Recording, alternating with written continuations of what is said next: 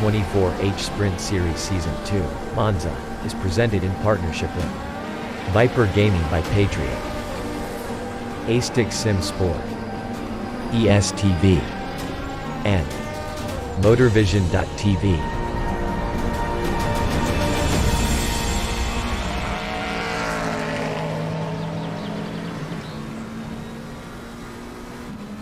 Racing for Green is here to help you carbon neutralize your racing. By planting new trees, Racing for Green offers to make your racing carbon neutral. We already have the calculations, contacts, infrastructure, deals and solutions ready for you to easily buy carbon neutral laps on any racetrack. It doesn't matter if you are a racing fan, team owner, driver, sponsor or partner. Anyone can buy CO2 neutral laps in the Racing for Green webshop and trade CO2 emissions for New Forest. Racing for Green.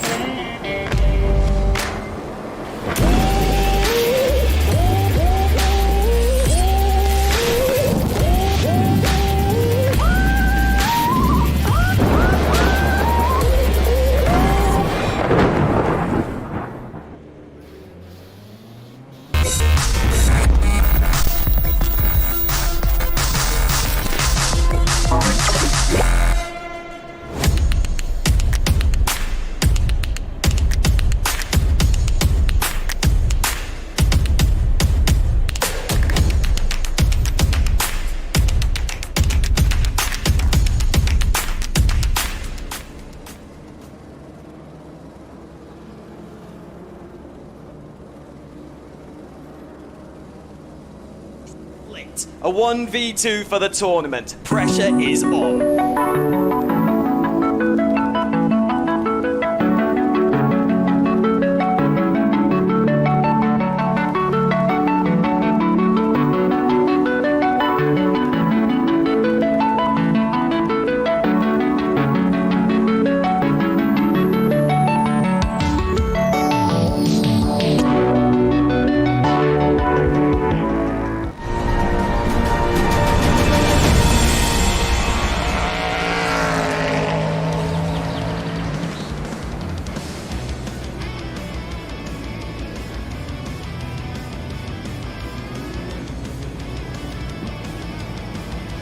Hello everyone and welcome to GTR 24H. It's been a long wait since season 1 of the Sprint Series. It feels like a relatively long wait since the end of the Endurance E-Racing World Championship from Le Mans in October.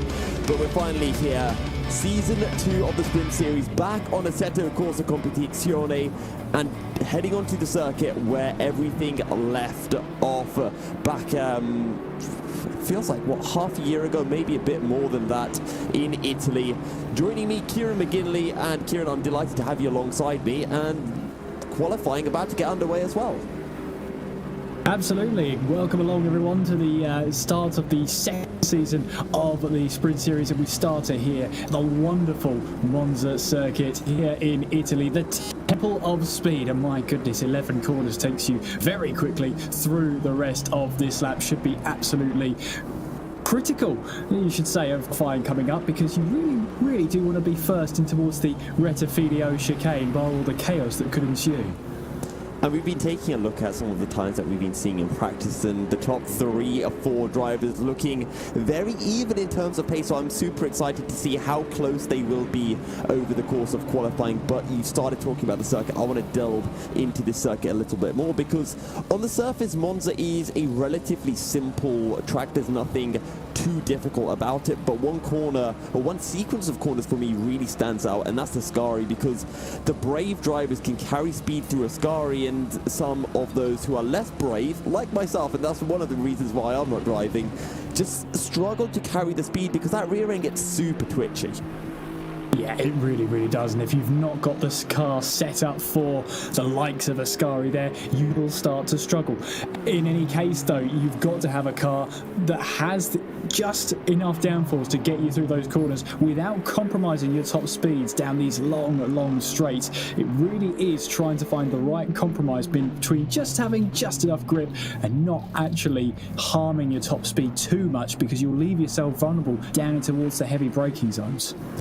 And one of the things that I really remember from season 1 of the Sprint Series, when we were here at Monza for, I think it was the penultimate round of the season, was we had a thrilling chase to the wire, and I believe it was Ross McGregor hunting down Pierluca Amato for the lead. At the time, it was Pierluca Amato for Master and Ross McGregor for Simply Race and Show.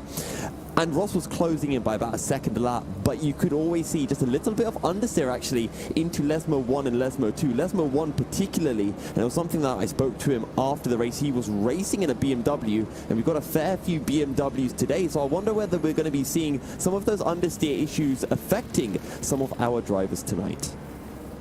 Could do. It's going to be something the drivers are going to have to prepare themselves for. It's no doubt something that they've reviewed that. They've put in countless laps to make sure that that's not really too much of an issue. But we'll see how many in the session there. So yeah, it's all right. I just got slightly interrupted there. It's all right. Well, the point I was saying, it was trying to move me on, you see. The point I'm trying to say is the drivers will have done this countless times and put countless laps in, so they will have made the setup tweaks necessary to try and make that less of a problem. Absolutely. One thing I want to touch on is I talked about the battle between Pierluca Amato and Ross McGregor from last year. You'll notice that Pierluca Amato is racing this year. We have our essentially one of the two drivers that took the season 1 title, the inaugural Sprint Series title. Sadly, Tiziano Brioni cannot race as well. It was possible that he could, but sadly he was unable to join us for the season. Either way, Pierluca Amato is here, reigning champion, sitting at the top as well, as one might expect, and switching over to this BMW, which we've seen a couple of people looking towards. Yeah, you're not going to miss this BMW in a hurry, are you? You can quickly spot Pierluca Amato in the field this year as he makes his way down towards the Rettifilio chicane. And yeah, the added pressure that you are the champion, all the crosshairs are going to be fixated on you and your car and how you get on during the season. And he'll want to get right off onto the right foot. It's a long, long season, Yusuf, and we're really touring around some of the best tracks we can come across here in ACC. Yeah, some fantastic circuits. I know one that a lot of drivers will be looking towards is probably Kyle. I mean, we had a great race in South Africa for season 1, and then there's a whole host of other circuits. We've got our season finale all the way in Spa-Francorchamps, and that's actually on June the 30th, more than half a year away. However, free practice will be drawing to a close momentarily, and then we will be jumping on in for qualifying.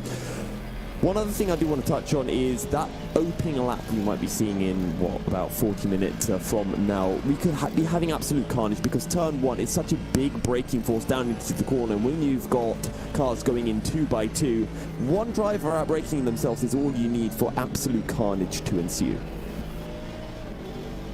Yeah, it's going to be very, very critical that you keep your wits about you, especially those opening stages. We do say sprint series. It is a 2-hour race, so yes, it is a sprint compared to what we were running in the EWC. It's going to still be keeping your wits about you going in towards turn 1.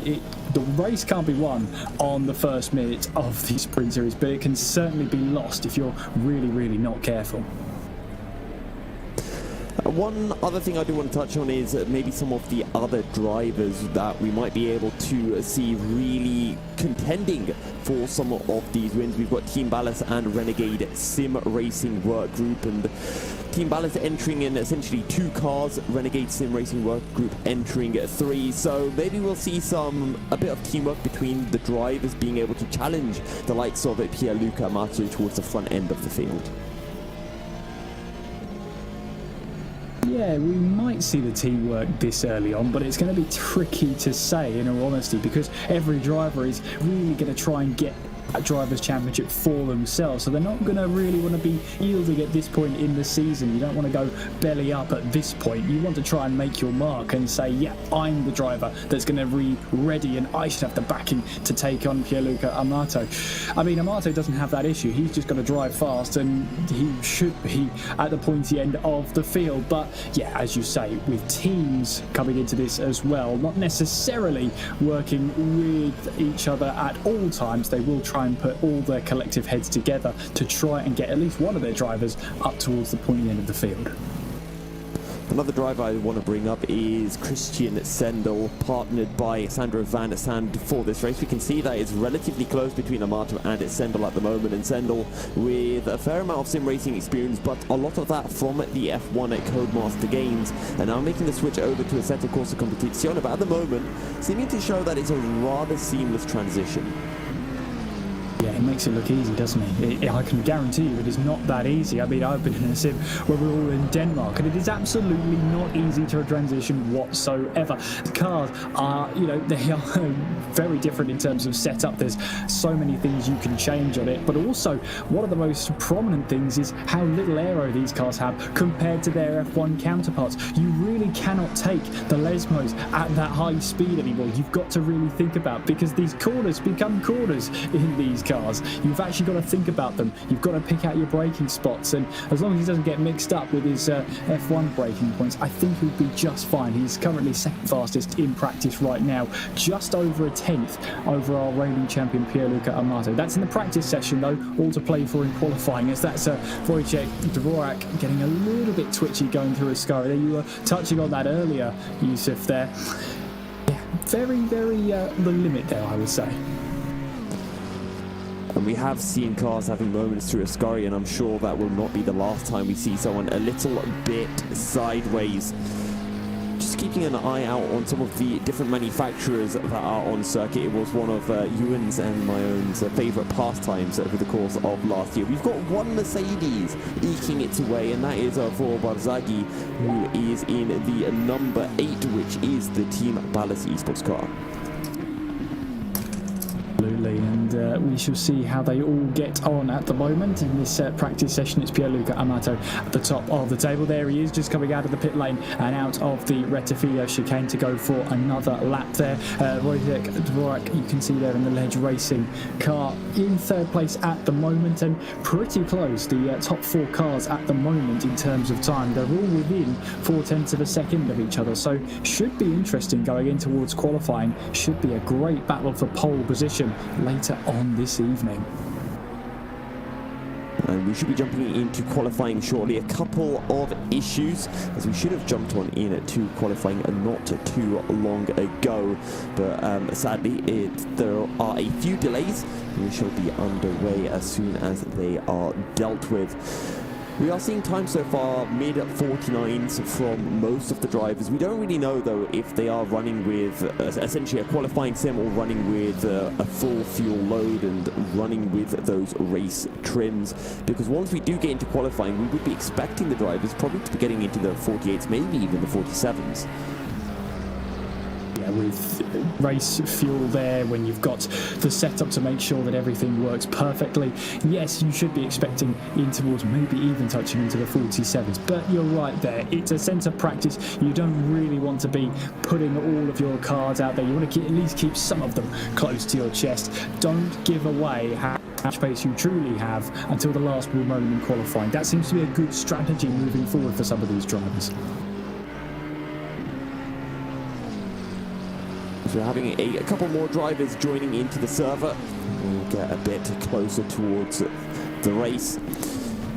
One other thing I do just want to touch on, just a reminder, a 15-round championship we have ahead, and the format for qualifying and races is essentially qualifying a 30-minute shootout, and then the race will be 2 hours. One mandatory pit stop, but a driver change is not compulsory, so we do have a few one-man teams out on circuit.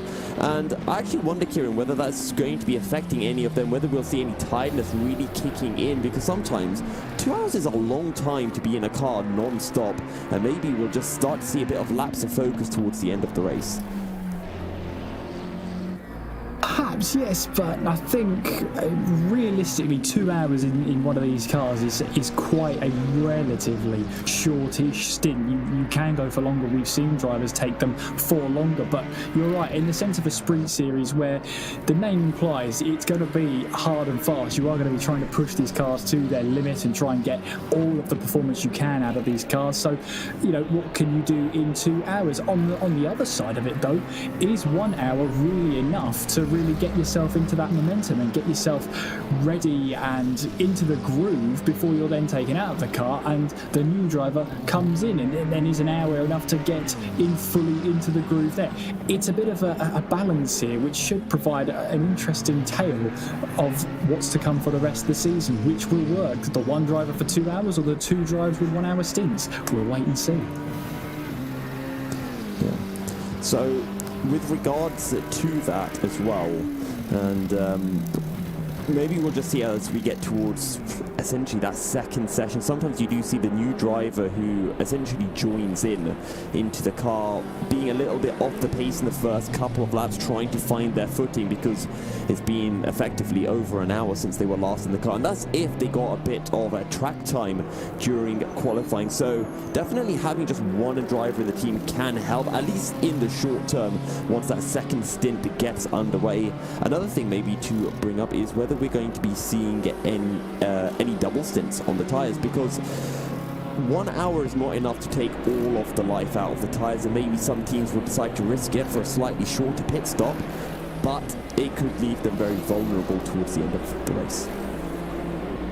Yeah, you put the tyres to quite a bit of load around this track. There's a lot of high-speed corners. There's quite a few straights as well where the tyres do get some sort of respite, but when you're travelling at nearly 200 miles per hour down some of these straights, you're still going to be asking a lot of those tyres. So it all comes down to how the car is set up. It's going to be relatively slippery, so it's not going to have as much aero as we go to some other tracks, which means the tyres have to work harder to keep up the speed through the corners. So it's going to be a real compromise here. I have no idea whether these tyres will make it to the end, but I'm sure the drivers will be running through their race sims and they'll be comfortable knowing which way or the other. They'll either change their tyres at the pit stop, they know that, or they'll know with confidence that they can make it to the end. That's up to them, and of course we shall find out very, very shortly. First up though, we've got half an hour of qualifying. And we are going to be making our way into qualifying. 30 minutes of drivers essentially pushing to the absolute limit. It doesn't matter if you make a mistake, you can reset into the pits, and that's also something to keep your eyes out for as well. If you see a driver pulling off on the track and essentially the car disappearing, is resetting to the pits and heading out for another run, which does mean that we're going to see even more hot laps than we otherwise would have. Yeah, it's going to be very fast-paced. You're going to be making sure that you've got everything under control there, and we shall see how it all turns out. But of course, you've still got to put in that out lap first, so it's not a get out of jail free. If you mess up your lap there, you can press escape, you can come back to the pit lane, but you've still got the out lap to do, and that's going to be roughly 1 minute 40, depending on how much traffic there is, and also depending on, how much traffic is around you, trying to get your place in free air around this 5-kilometre circuit. So we'll have to see how that all plays out, but I'm looking forward to seeing how quick these cars can truly be. Another thing that I do want to bring up, and I'm kind of interested to see what drivers do, is essentially how much emphasis do they put on having a very light fuel load for their hot laps, because sometimes you'll see a driver putting in just enough fuel to be able to do one hot lap. Other times you might see a driver just wanting to get a bit more of a rhythm for some of their qualifying laps, maybe putting in 3 or 4 laps of fuel, putting in 2 to 3 hot laps before coming into the pits and then going out for another set of runs. And with half an hour of qualifying, you get plenty of times for teams to let both drivers put in some qualifying laps as well. indeed, as we head up towards the final corner now, in towards the 11th corner of this historic track, and you can see the wheels trying to spin up at the rear then on the exit for Pierluca Amato. He now makes his way on towards the start finish line and on towards this long straight down in towards the Rettifilio chicane here. You've got to really pick out your braking spots here, down in towards the first corner. Braking now from roughly 240 kilometers per hour all the way down in towards the 60s there, as you try and negotiate through that Rettifilio chicane. Back onto the power you will go then, and on towards Curva Grande here. Bit of banking through this long right-hander, which helps you carry even more speed through, and actually can save the tyres a little bit, saves them going through all of that energy before you then have to straighten the car up. Pick out your braking point now for the Roger chicane. Down the gears in towards second place. Watch out for those sleeping policemen, that they can really punish the car then. On through the power and up through the gears as we head towards the first Lesmo. And this is where we were talking about potentially seeing some of that understeer. A fresh set of boots at the moment for Pierluca Amato. No understeer to even see. But one of the things that really stood out to me, that braking down into the first chicane, Kieran, you could see the amount of twitchiness in the steering wheel as he tried to keep the car facing in the right direction. So much lateral motion going through the car as well. Down now into Ascari again, late on the brakes, turning in early. You can use up so much curve through the left and the right, and it is the easy or the best way, the quickest way to take Ascari, opening up the steering as much as possible. And now it's just Parabolica remaining. Parabolica is all that's left now, but it is still a fantastic corner. Once again, building up the speed, then 166 kph as you then hit the anchors into third gear and trying to make sure you try and steering, bite the car, then get the grip as you then roll through the gears then and up towards that start finish line, keeping to the right hand side for the shortest possible run to the line, and that is a 1:48.0 for the first lap of the session from Pierluca Amato. 1:48.0, and when you remember the times that we were seeing in practice, Kieran, those were mid 49s. Pierluca Amato just holding a little something in store, sandbagging if you will. And now the question is, who from the rest of the field can challenge Pierluca, who can get towards the 48s, dare I say a 47. Christian Sendel here in towards the second Lesmo, onto the power and really kissing that grass on the exit of the second Lesmo then, as he makes his way through in towards the underneath the old banking then. The would rise now up towards Ascari, if you like. Down the gears through here, through turns 8, 9 and 10, and it's really, you've got to be keeping your wits about you through there, because as we already saw in practice, it is so easy to have the back end starting to twitch on you. You've got to have the absolute precise entries, the precise movement on your steering wheel. Keep that car in check then. Sendel making it around Parabolica on his flying lap. Once again back onto the power and approaching the start finish line. Let's see what this could be from Christian Sendel in the Outlaw Racing machine. It's third fastest then, a 49.2 from Sendel as his first lap of the session. One lap done then for Christian Sendel, a 49.2 and 3/10 of Dario Barzagli. This is Alex Ciolato. What can he do across the line? It is only a 50.9, so he's just essentially having a bit of a cool down lap, maybe a bit of a mistake before he goes again for what is his third hot lap of the session. Absolutely, yeah. So 150.7, as you rightfully said there, just getting a lap under his belt, and still plenty of this session to go. Get a better lap time up there on the board. It's always nice to have a little bit of a delta to know what you're capable of, and know it's always nice to see that delta drop into the green as you pass lap by lap. But it's always encouraging to know that you are on a better lap. We're seeing here he makes his way now up towards the Roger chicane, trying to make sure the car turns in. Looks pretty much on rails through there, back onto the power and heading up towards the first Lesmo then, and you see the drivers get so so close to the grass either side of the racetrack, and then when there is a little bit of astroturf beyond the curb, they will absolutely use that. There's not many options here to try and extend the track as far as possible at Monza, because as you see all around you here as we head through the Curva del Serrallo, there is not much room margin for error here. You can run side by side here, but you've got to have such a lot of faith, because that Armco on the right hand side is never far away. Ciolato still pushing, and through Ascari it all looks neat and tidy. Runs a bit wide on exit, and I think that might have been an invalidation. Either way, Ciolato a second up on his personal best, so this is looking to be a mid 49 if he can keep it together through Parabolica.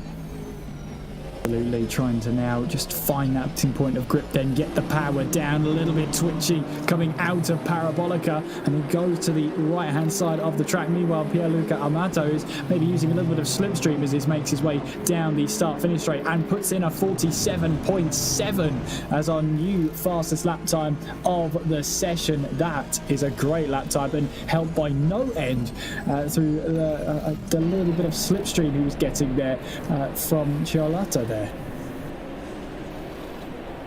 And good to see as well the teammates just helping each other out. It wouldn't have been the biggest of slipstreams. I doubt he even made, what, a 1/10 of a second of difference, but it will make that slight difference. And in racing, millimeters can essentially be the difference between being in second or in first.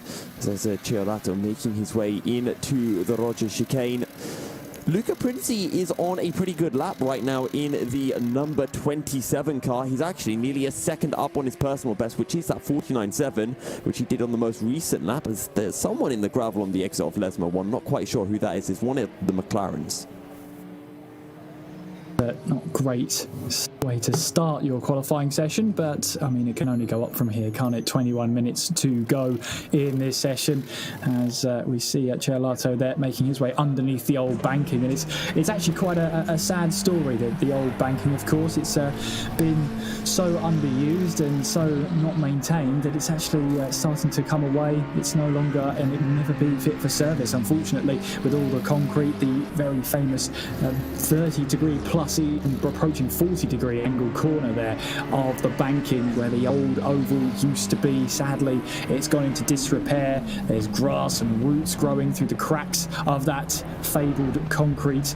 And just to see the track itself, if you're ever in Monza, you're technically not supposed to ever be on the banking, but people do find a way. Christian Sendel makes his way then through Curva Grande. His current best, a 49.2. Last time around, a 49.3, a 10th shy of his current best, and 3/10 down on Dario Barzaghi. And we'll see whether Christian Sendel can improve any more on this lap. Currently, he's a 10th up on his PB.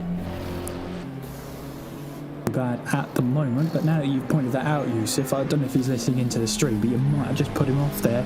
Do call that the curse of the commentator, as a little bit wide coming out of the second Lesmo there, but we've seen plenty of drivers take that exact line. We'll see what happens there. Well, I think only advantage that he did have has been wiped away just through the second Lesmo alone, as he makes his way now on through Ascari then, and really trying to aggressively turn that car in. The back end flicking out of him almost, going in towards Ascari, but he managed to gather it up, and now on towards the straight up towards the Parabolica corner, then this famous long right-hander that is, you're just waiting in age to try and put the power down, albeit you get a bit of understeer if you leave it, if you put the accelerator on too early. Bit of astroturf, if you like, on that left-hand side to try and help you gain a little bit of speed out of the corner, and Sendel comes across the line and does improve on his lap time.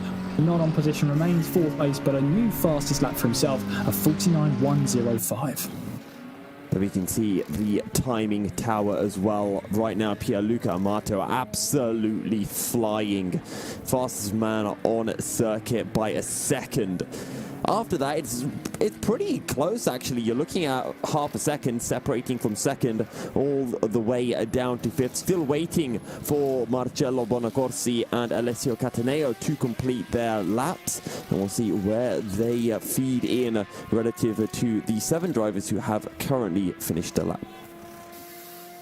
Yeah, absolutely. And a couple of drivers out there on a flying lap. Sendel is on another one. He was 10th up through the first sector, but seems to have lost a little bit of delta through this middle sector. It's nip and tuck whether he'll improve on this lap. We shall have to wait and see. Back onto the power out of the second Lesmo.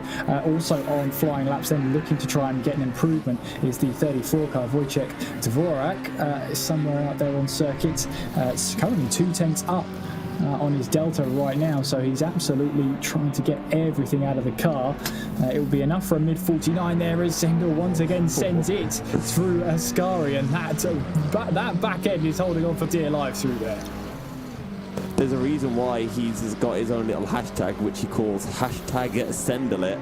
And usually that's about sending it down the inside of someone, but he's sending it in qualifying as well at the moment. And let's see. Well, this lap isn't going to be great. He's nearly 2 seconds down on his personal best. So it's all about setting himself up to go for another lap or diving it on into the pit lane. Yeah, wise decision there. Just get on a fresh set of this, because it did look like that maybe the rear tyres are just being asked slightly too much then. So makes his stop and then comes back into the pit box then. Dvorak, meanwhile, is half a second up at the moment on his delta. We're on board then with Cataneo then, up into second place with a 48.3, heading down in towards the Rettifilio chicane. Nice and tidy, and the Rettifilio chicane is one of the corners on the circuit where so much time can be gained. You think you're doing the corner completely right, and then you just change your line slightly, maybe brake a bit earlier or a bit later, get that front end turned in a little bit more aggressively, and all of a sudden you find yourself coming out of the chicane 3/10 up on your PB. Absolutely. I did mention Dvorak before, who was on a flying lap. There was a reason why, though, because his last lap was invalidated, so he stays on his 49.8. Would have set a 49.3. Amazingly, half a second would have still kept him in 7th place, but not by much at that point. So the pace is definitely there. He's just got to keep all 4 wheels on that grey stuff.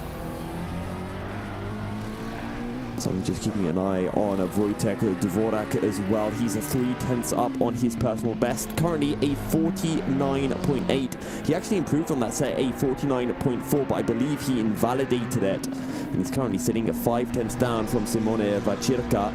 Whether he can close that gap down, we'll have to see. Dario Barzaghi also improving as well. 3/10 up, and actually as he crosses the line he jumps ahead of Prinzi and up into a 3rd place by 1/10 of a second. A very nice lap then. 48.6 him now onto the 3rd place position, and he instantly backs out of that lap because his delta just goes through the roof at that point into the red. So he's clearly happy with that one for now, and he'll come back to the pit lane, fresh set of tyres, and go once again. Maybe even he'll cool down those tyres for a lap. Just see what we'll see what they're like after that, and then go for another lap on a set of scrub tyres, because at that point you've got a set of tyres now that have been through a heat cycle. So in theory now you should have one lap to just cool the tyres down again, and it should be in theory easier to bring them back up to temperature when you then want to switch them on again as Wojciech Dvorak comes across the line. This one does count. This one is again a 49.370. Keeps him in 7th place for now. So sadly for Wojciech Dvorak, he's going to have to find a little bit more time. Either way, promising signs. He is only a 10th off Simone Vacirca and then a further 10th off from Christian Sendel. But I want to look at one particular driver, Alex Ciolato, because this will be his very first lap, or his first representative lap time, because at the moment he is struggling to get under the 50s, and I'm fairly sure he's quicker than that. But Alex Ciolato having a bit of a moment, I think, actually on the exit of the Rettifilio chicane. Watching on there as well as then the 42 of Ciolato making his way now up towards the Roger chicane.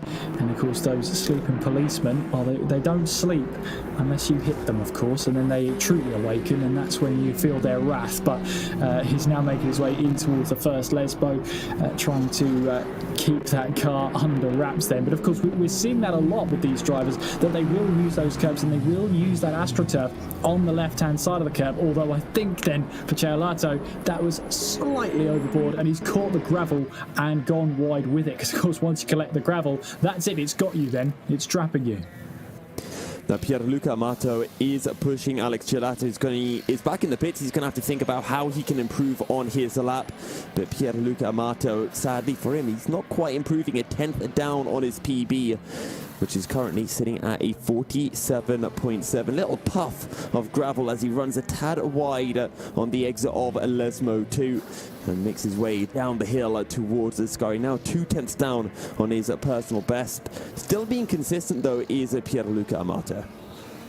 Yeah, still at the top of the table, still with that 147 and all the sevens after that, as he now makes his way up towards the Parabolica corner, trying to just get past the Aston Martin there, and now tackling the final corner. Through we go. He is a couple of tenths off on this lap, so he will be of course looking to go again. And let's see what his lap time will be as he comes across the line. Will he be able to just sort of claw back a couple of tenths as he makes his way towards the line? It's difficult to do. 48.0 on that last lap, but by the looks of it, he looks up for it, he looks in the zone and ready to go for yet another lap. One more hurrah around the circuit. Just over 10 minutes of qualifying remaining for the opening round of the Sprint Series Season 2 on Assetto Corsa Competizione. And currently it's the BMWs locking out the front row of the grid. Pierluca Amato from Alessio Cataneo. But Pierluca Amato in a league of his own right now. We kind of saw it a little bit in Season 1. The only team that was able to really come close to Pierluca Amato, and then Tiziano Brioni, who was his teammate, was Euronics.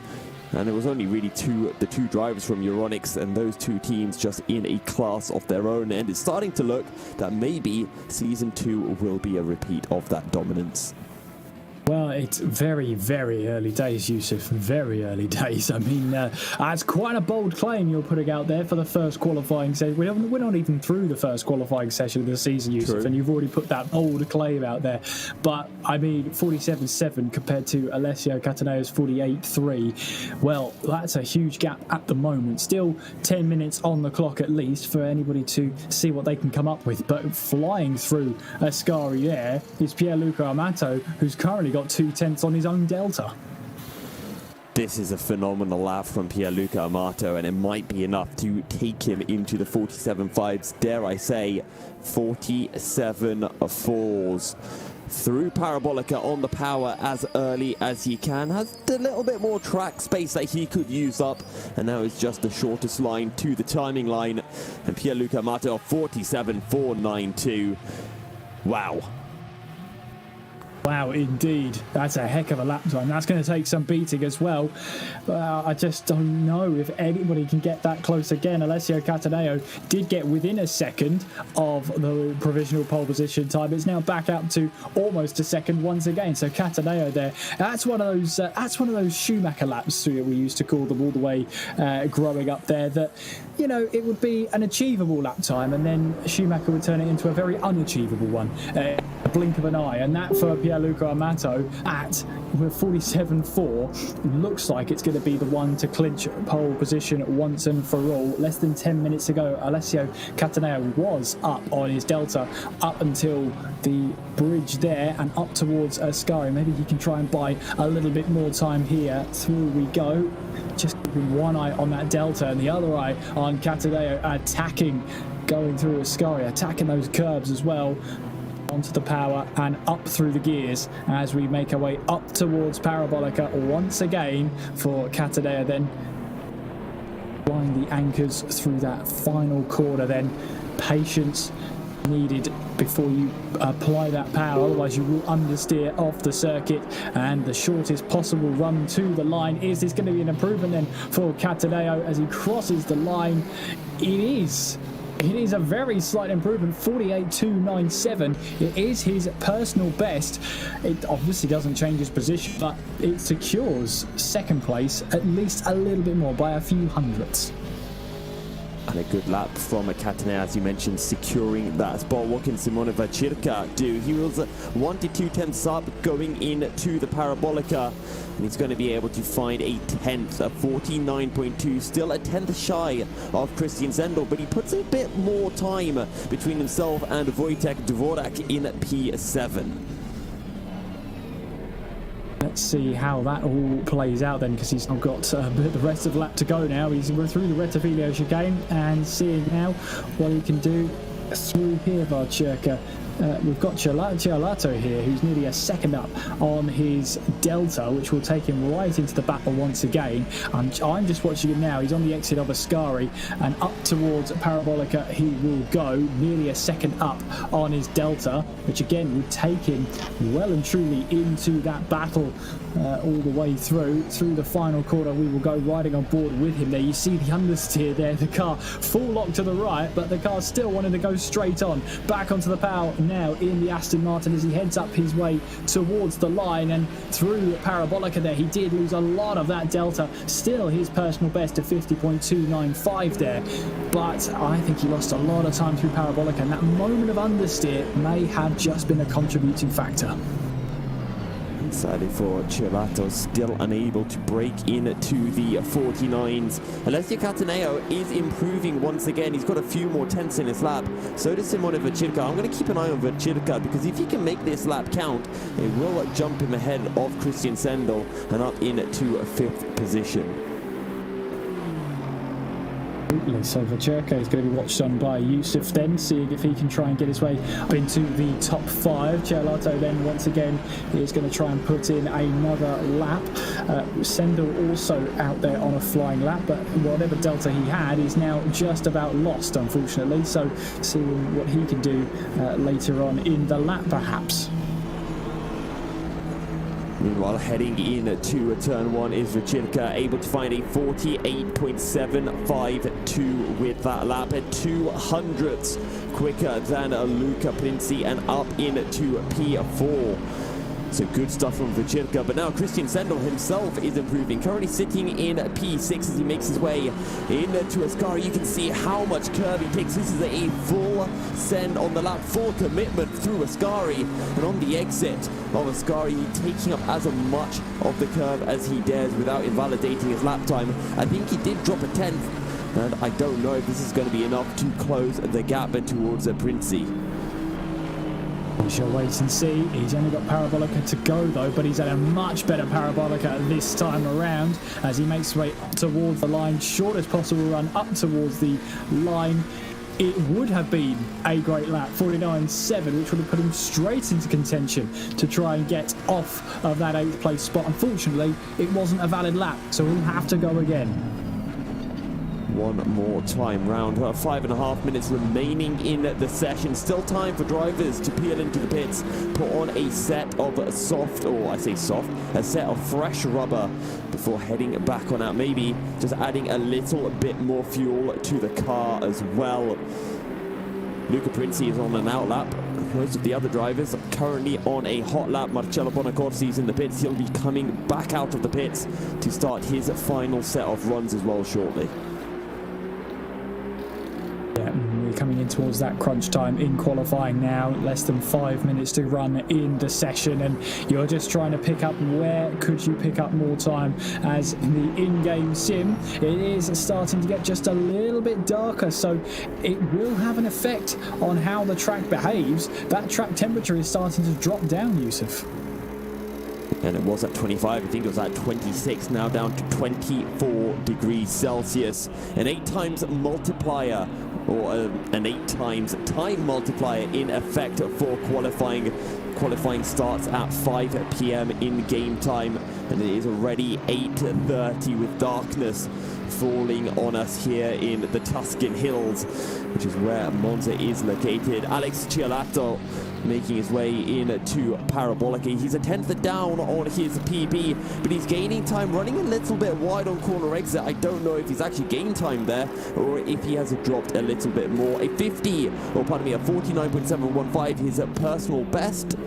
Oh, sorry, actually, that was the previous time round, so he's matching his personal best. I think he went a couple of hundredths quicker. he did, yes.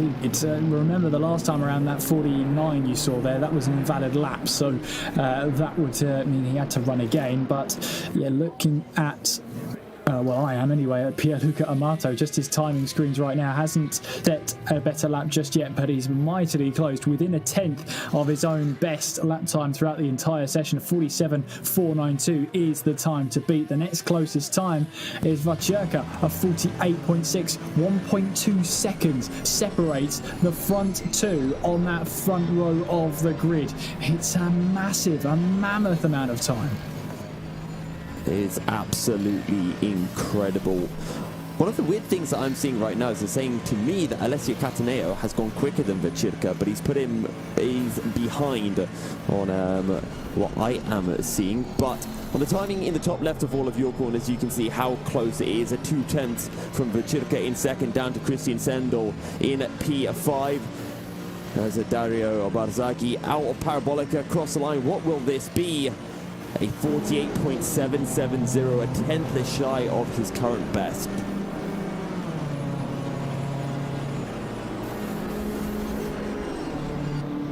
I'm just wondering here if Cataneo here, yes, he's got to,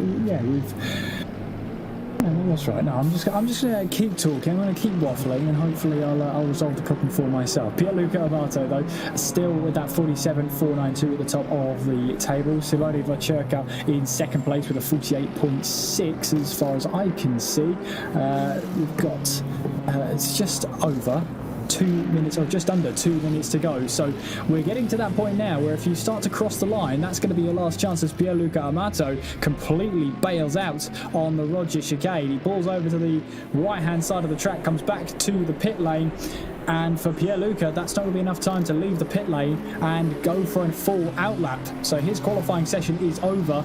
47.492 is the time to beat. Right now, no one else able to get into the 47s.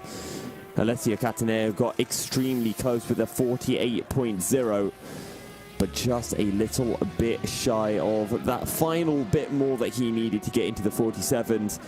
Dario Barzaghi, Luca Prinzi, Christian Sendel, Wojtek Dvorak, all on hot laps, as is actually Marcello Bonacorsi. And this is actually Marcello's first lap. Let's take a look then and see what Marcello can pull off.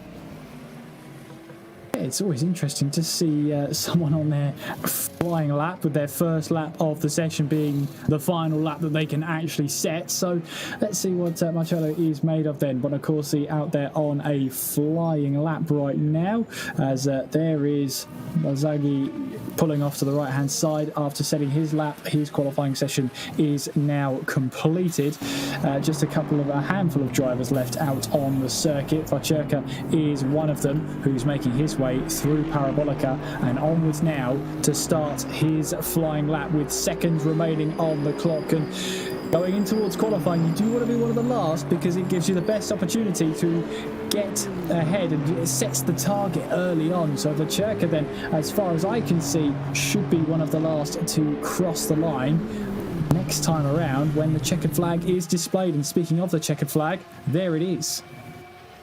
The checkered flag is down, so Vacherka was able to start one more push. Alessio Cataneo, sadly, no longer on the timing sheets. I think they have dropped out of the service. I'm not quite sure what is going on, because otherwise Alessio Cataneo would have been sitting very pretty in second on the front row of the grid.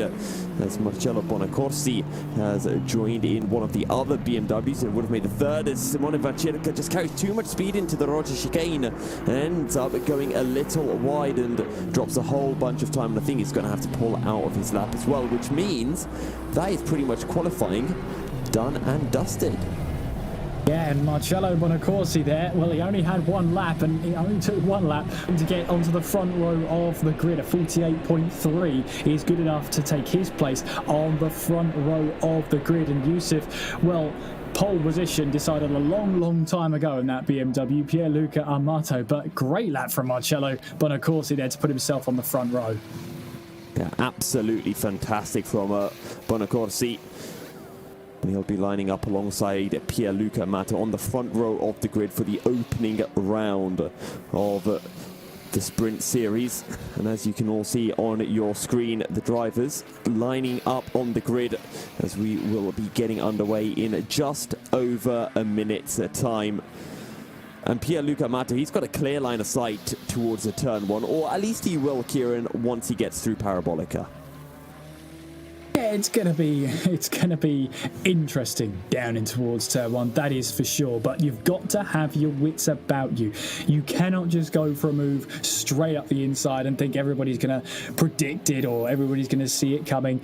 You still have to act accordingly. Make sure you get through the first chicane at the very least before you start thinking about going crazy later on in the race. We shall see how hectic the Rettifilo chicane becomes in just under 30 seconds time, I guess. It all comes down to who wants to be bravest onto the brakes, and you have to remember, drivers on cold tyres, cold brakes, very easy to misjudge braking when you're going into turn one with a full tank of fuel, having literally 2 minutes ago been in the car, low fuel, setting a hot lap. Yeah, you've just got to make sure you keep that your noggin's switched on. That's going to be the main thing. Remember that you've got a full race fuel on board, so go thinking that it's going to be the lightest car in existence, like it was, as you said, only a couple of minutes ago. That means your braking distance is going to be increased, your centre of gravity is going to be a little bit off than what you'd probably prefer. But as we start rolling here towards the line, the dawn of the second season of the Sprint Series is upon us, Yusuf.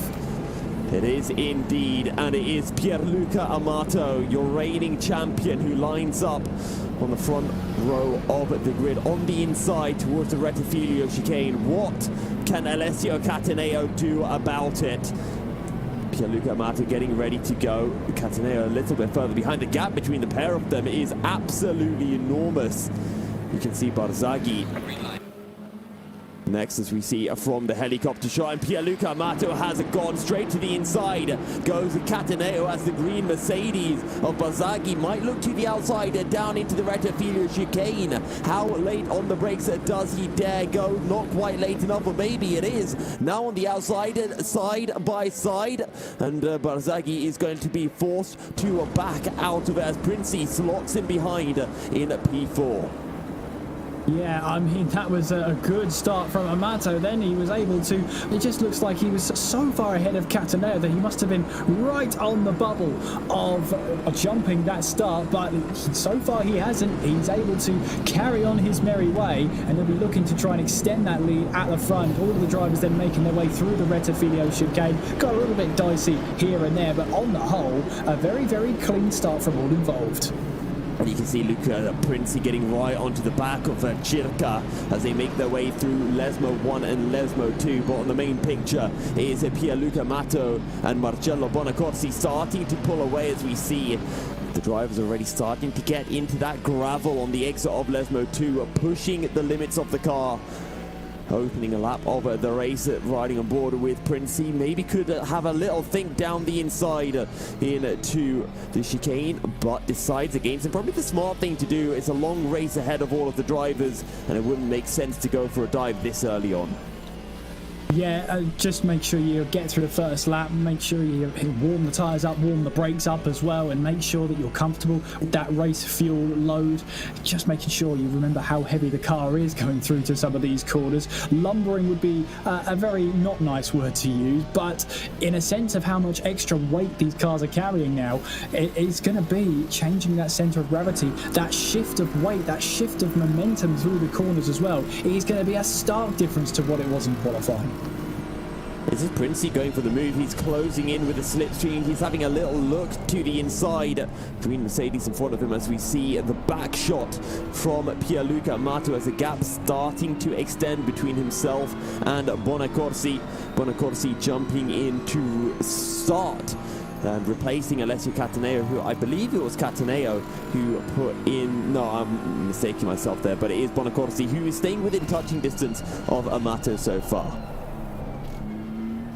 So far, so good from the top two. They've managed to build a gap from everyone else behind. Barzagli rounding off our podium right now, but you can see there is this gap between our top two. And you can see now Pierluca Amato here, maybe with a car that's more comfortable with a low fuel setup, because he's not quite getting away from Bonacorsi as much as maybe he would like. Bonacorsi staying within touching distance at the moment and building that gap from everybody else. This is going to help them both down the line, because as they're battling each other now, the further they can get down the road. But Churka and Barzagli are trying to battle away for position as well. That's going to buy the top two more time as well, that they can just cash in at the end of the race.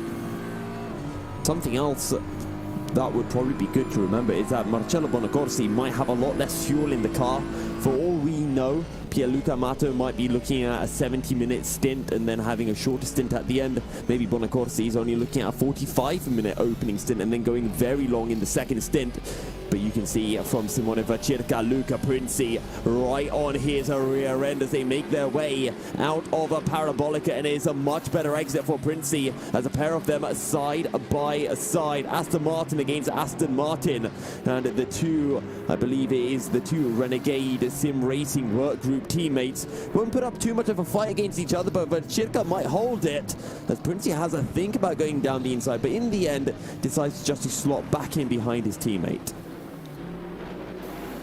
Yeah, good battling so far, running side by side down the straight, as you'll see there, really in formation at this point, at this early stage of the race. They know they're not going to go too wild just yet, but maybe a move from Princi was on in towards the Rettifilo chicane, but he just wasn't feeling it down in towards the braking zone. As you say, tucks in behind his teammate once again, and I'm sure these two will be battling more and more as this race unfolds. The other thing to remember is they've got Barzagli ahead of them in their line of sight as well. They don't want to hold each other up and allow that Mercedes to pull away. They've also got Christian Sendel not too far behind, so if they battle, not only does Barzagli get further away, but Christian Sendel will get right onto their rear end and then start joining in this battle, and then it just gets worse and worse for them for their endurance.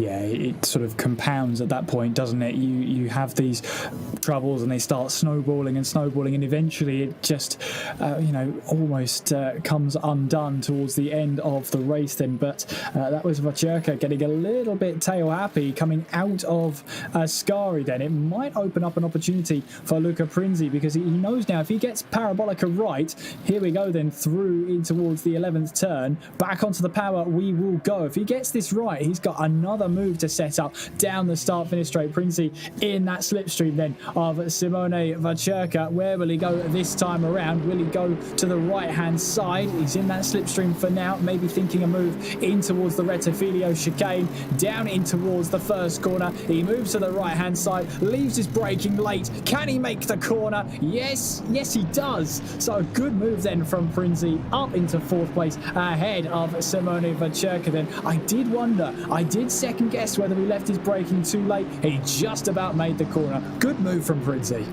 Yeah, fantastic stuff from Princi, and Vacirca not really putting up too much of a fight on it either.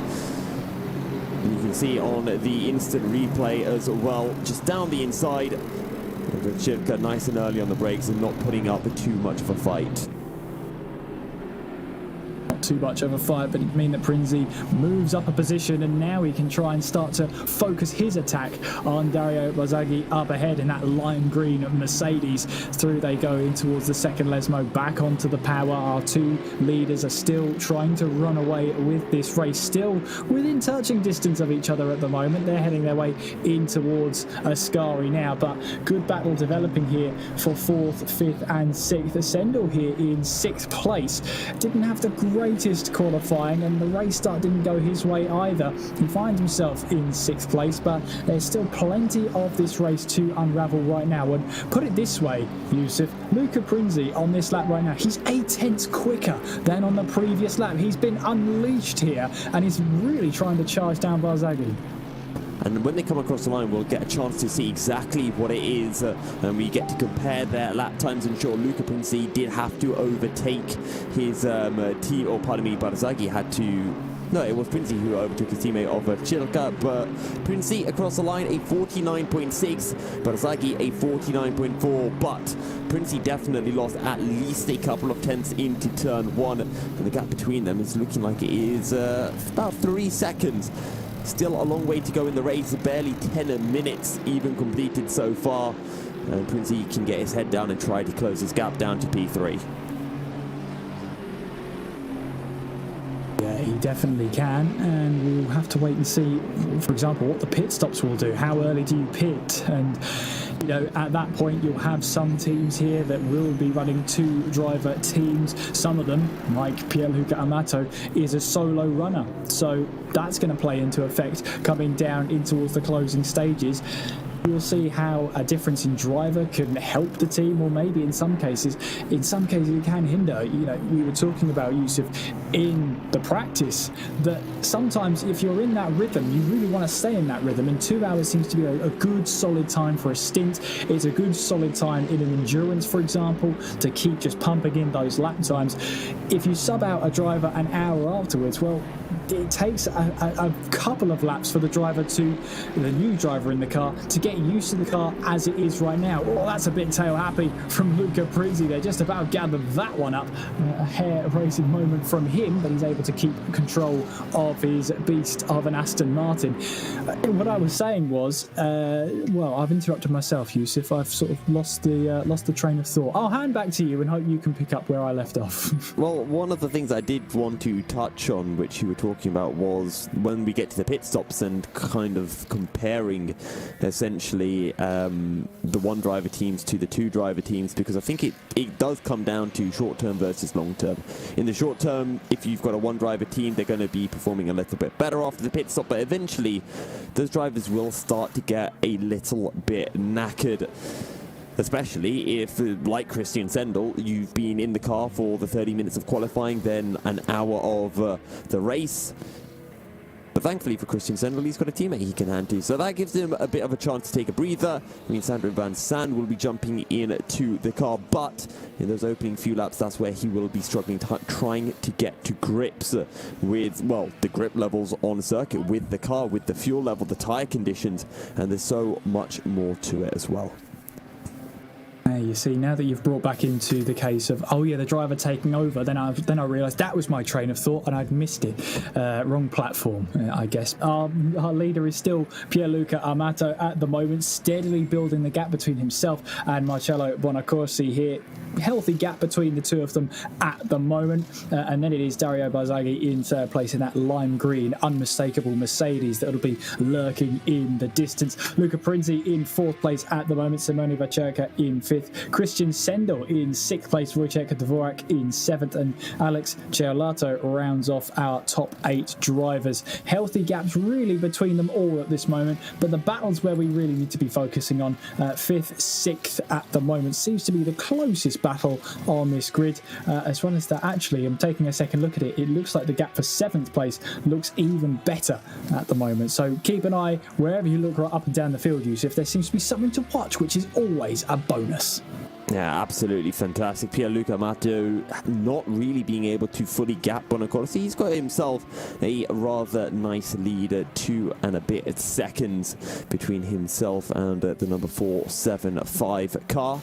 But it is this 3-way battle for 3rd that we're really keeping our eyes out on. Dario Barzaghi from Luca Prinzi, and then Simone Vacherka and Christian Sendel not too far behind. So I guess that is a 4-way battle. And then you've got Wojciech Dvorak ahead of Alex Ciolato, and only a couple of seconds between the pair of them. Ciolato was very close to the back end of the McLaren, but the gap has stretched out over the last couple of minutes. It has, yes, as drivers start to wind into their stints at the moment, just making sure they find the rhythm and just get the best lap times they can every single lap, as Vacherka then 5th place right now. And of course, Prinzi did overtake him a few laps ago. But Sendel is onto the grass then between the 2 Lesmos and finds himself a round.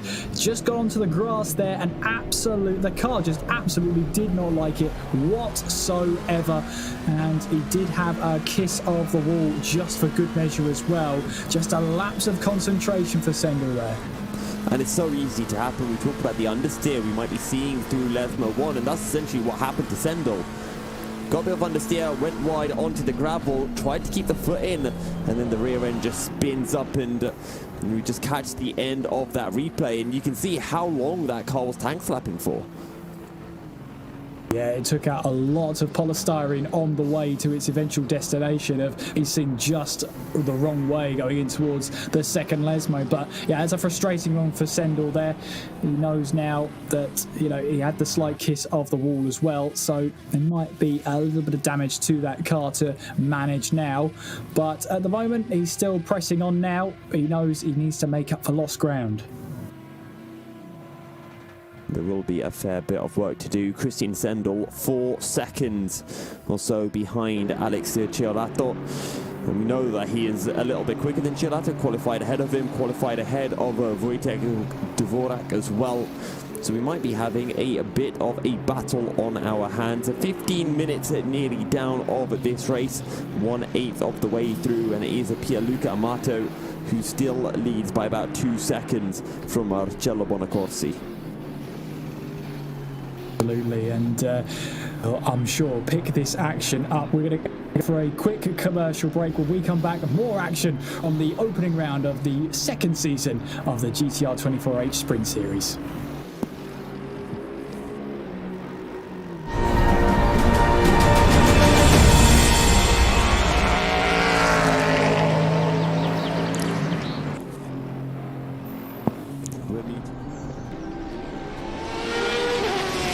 GTR 24H Sprint Series Season 2, Monza, is presented in partnership with Viper Gaming by Patriot, A-Stick Sim Sport, ESTV, and MotorVision.tv.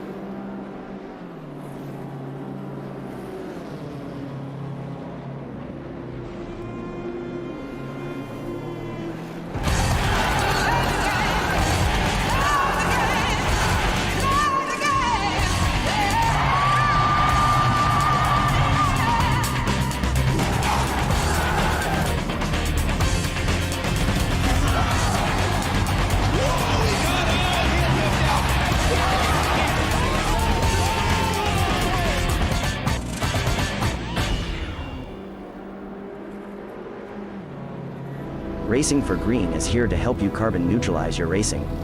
By planting new trees, Racing for Green offers to make your racing carbon neutral. We already have the calculations, contacts, infrastructure, deals and solutions ready for you to easily buy carbon neutral laps on any racetrack. It doesn't matter if you are a racing fan, team owner, driver, sponsor or partner. Anyone can buy CO2 neutral laps in the Racing for Green webshop and trade CO2 emissions for New Forest. Racing for Green.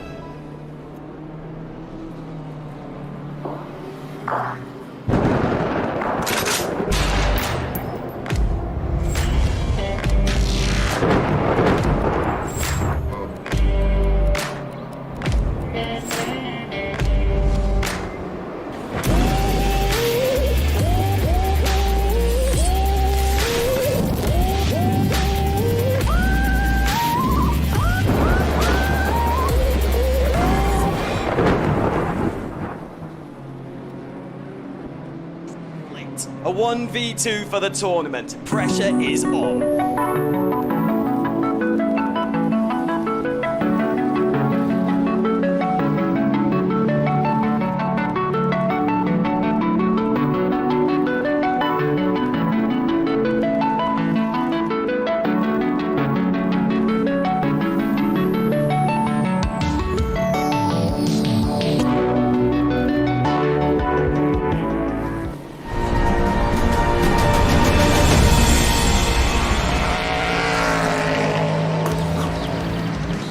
Well, welcome back then to the GTR 24H series, the second season here at the first round at Monza, and Pierluca Amato still at the top of the order. Marcello Bonacorsi, we're watching here, making his way through in towards Ascari. Gaps really stayed at roughly 2 seconds, and a shower of sparks as he clouds the sleeping policeman on the curb there. Well, it was 2.5 seconds. It's going to be slightly more than that now. Yusuf Bin Sahel. Yeah, and something we actually missed out on during the break is we get a little replay of exactly what happened to Bonacorsi. It's all looking decent, but runs a little bit wide through the first part of Ascari, and then wide again through the third part, which carries him wide on corner exit as well. So just a bit too hot from Bonacorsi. Might have picked up a cheeky little invalidation as well, a warning. And if drivers get 4 warnings, then they end up picking up a drive-through penalty. So make sure you don't cut the track too much. Sometimes you can get away with a little corner cut and it just tells you your lap's invalidated. But if you do a big one, then you get a warning. Yeah. It seems like rubbing salt in the wounds, though, because you've clouded the curb and you've sent everything in a shower of sparks, and then all of a sudden, then you're slapped with a warning when you've lost all that time. It just seems like it's rubbing salt in the wounds to me. But hey ho, it is what it is. Bonacorsi, meanwhile, still in second place. Gap is now just under 4 seconds between himself and the race leader Pierluca Amato. There in the distance, just coming out of the Roger chicane, was third place driver Dario Barzagli then in that lime green Mercedes. And if you're just tuning in and if you're wondering how all of that polystyrene is all over the place between the two Lesmos, well, my goodness, you missed a moment from Christian Sendel.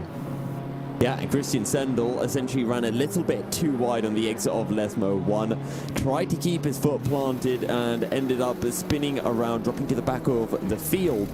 But while we were in our commercial break, Wojtek Dvorak made a mistake as well, and he's actually dropped to 4 seconds behind Christian Sendel, so I'm assuming he had a spin. If I had to put my money on a particular corner, it would probably be on Ascari, and Christian Sendel is now up into P7 and finds himself at 2 seconds behind Alex Ciolato.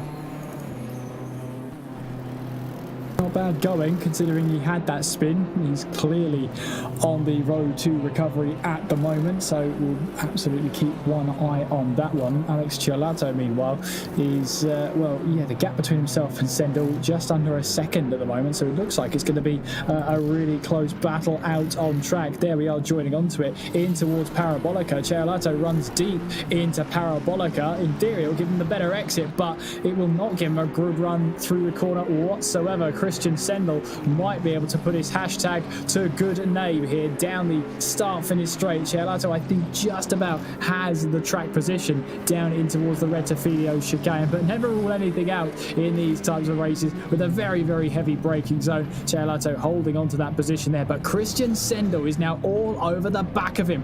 Battle here for 6th place.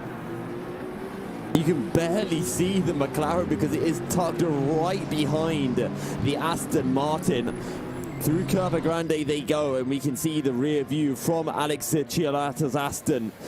And that McLaren is starting to look rather angry. The McLarens don't like being at the very back of the field, and they want to at least get one Aston Martin between the pair of them, sandwich between the pair of them. But for Christian Sendel, he's got plenty of time. After he gets past Ciolato, it's a 15-second gap up to Vacirca. And a long way to go yet in the race. Down through Lesmo 2. And Ciolato seems to get a better run. So for Christian Sendel, his next opportunity is either going to be on the exit of Ascari or down into turn 1.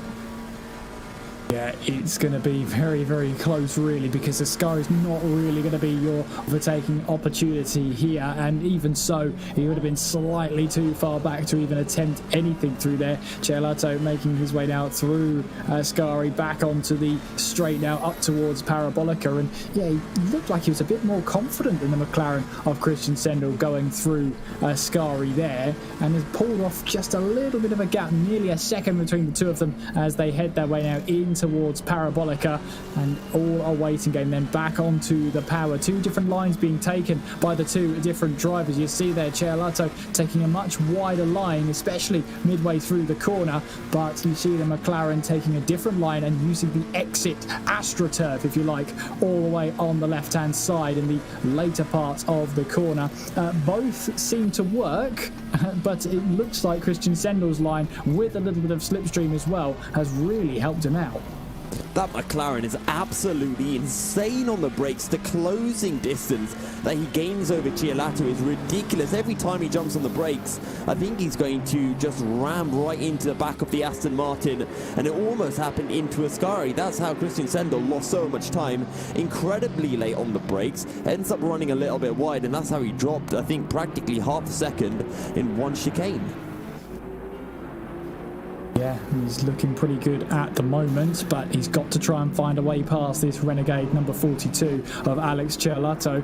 Cielato seems to be very strong in some corners here, but that McLaren, as you say, on the anchors looks absolutely brilliant at the moment, and the amount that Christian Sendel was able to scrub off in such a short distance really does help him to make up for lost time. The only problem is when you're following a car, it is a lot more difficult to overtake them, because you start to see them pull away, and it's only when you get onto the anchors you get close to them again. Cielato riding the bumps there, hoping that the suspension can really take the forces that Alex is exerting through them, and it really has helped the McLaren close up, because Cielato here might have to go defensive up in towards Parabolica. The McLaren is looking for a move up the inside, but tucks back into the slipstream, coming through Parabolica. Again, two different lines being taken here. Cielato's line making sure that he tries to get the speed of the exit of the corner. The McLaren again has to tuck in down the start-finish straight.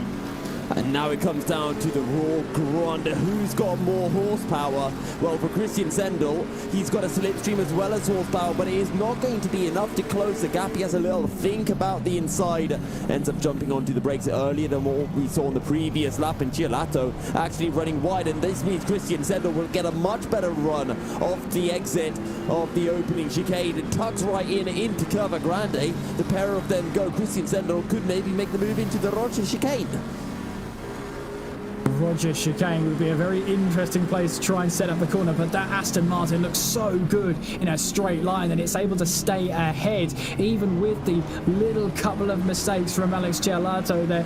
If that McLaren is going to try and make its way past, it needs to be at a heavy braking zone. The only problem is the only heavy braking zone really at this circuit comes under a long straight, which favours the Aston Martin. So the McLaren here is really going to have to get the thinking cap on. Where is the best place that Christian Sendel can try and find a way past Alex Cielato? Well, it could be here through the curve del Serrallo here. Once again, they go through the slipstream. A little bit of a replay of what happened just a moment ago through the Curva Grande then, and right on the tail. That McLaren is not giving up on this position whatsoever. It is fantastic to see. Cielato right now just has that grunt of the engine to keep him ahead. Fantastic from the pair of them, and Cielato is not giving this one away without a fight. We've seen in previous races, we've seen it in the EWC as well, that usually when we get these battles starting to form, one car will just decide, you know what, I'll jump into the pits now, I'll do it on track, but not doing the move on track, doing the move through a strategy. This time around, Christian Sendel much further back from Cielato, who will continue to defend the gap between Christian Sendel in P7 and Simone Vacirca in P5 is just growing and growing. Nearly 20 seconds 3 laps ago, it was only 15.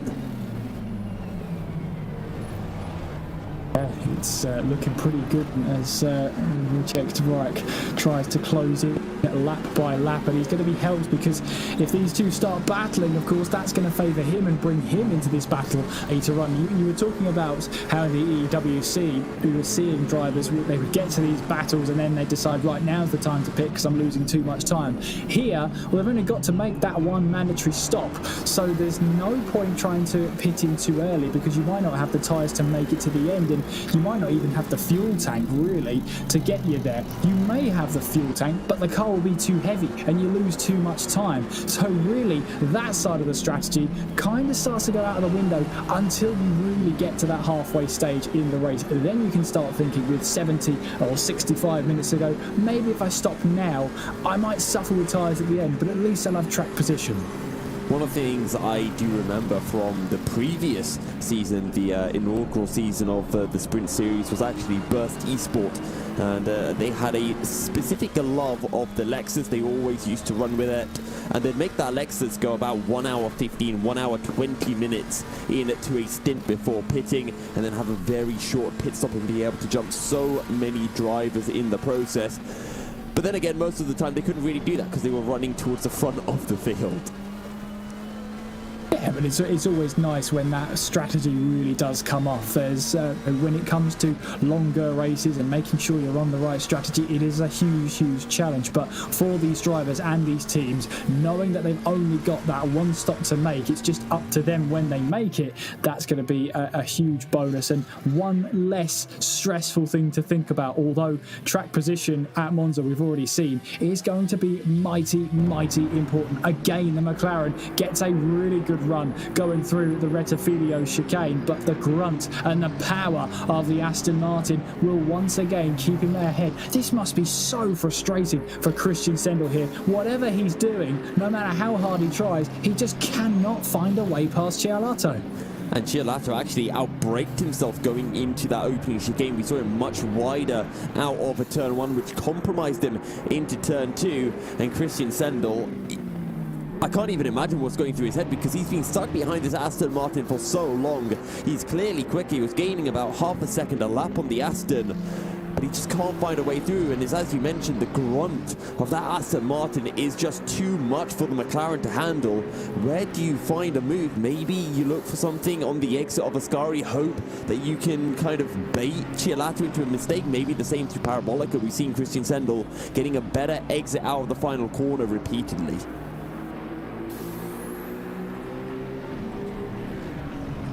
Yeah, it's going to be a tough one here for Christian Sendel to try and find his way past. As you were saying, it's trying to find where Cialato is not going to be as good. But down the straights where, you know, when you come to Monza, the one thing you think is top speed. That Aston Martin has the edge on the top speed. So whatever the McLaren has to do, Christian Sendel needs to try and find something, anything, because even with the slipstream, he's losing ground. That's not often you see that even with the slipstream, you still start to lose ground. That is how much the Aston Martin is tuned up for the straight line speeds here. And I think this is a good point to mention, essentially one of the features of the second season of the Sprint Series when we compare it to the first season. In the opening season, drivers and teams were allowed to change their cars between events. They were allowed to essentially pick the best car for each track. Here for the second season, each driver, each team needs to stick with their one car over all 15 races. So that will mean that despite the Aston Martin being better than the McLaren here at Monza, maybe 3 races down the line or whenever it is, when we head to somewhere like Laguna Seca, maybe the McLaren is all of a sudden a lot better. And it's going to be interesting to see effectively the power dynamic between the different manufacturers, the different cars over the course of the season. Will be, and it will be trying to unpack and count cars that have got favourite tracks, cars that have tracks that they just cannot really get to grips with. It's going to be fascinating to see how the teams have really come to the decision of picking this particular car. Is it a case of, well, it's not so bad here, it's pretty average around all circuits, it's not really weak anywhere, or is it a fact of we are strong here, we're going to pick a car for here, and we're going to worry about other tracks when we cross that bridge? And Wojtek Dvorak is actually into the pits. I'm not quite sure what's happened because that's very early for a pit stop. So we get a lovely shot of Cialato making his way through Parabolica, and Christian Sendel still a couple of car lengths away and too far back to have a go this time round into turn 1. just a little bit too far back this time around, at least.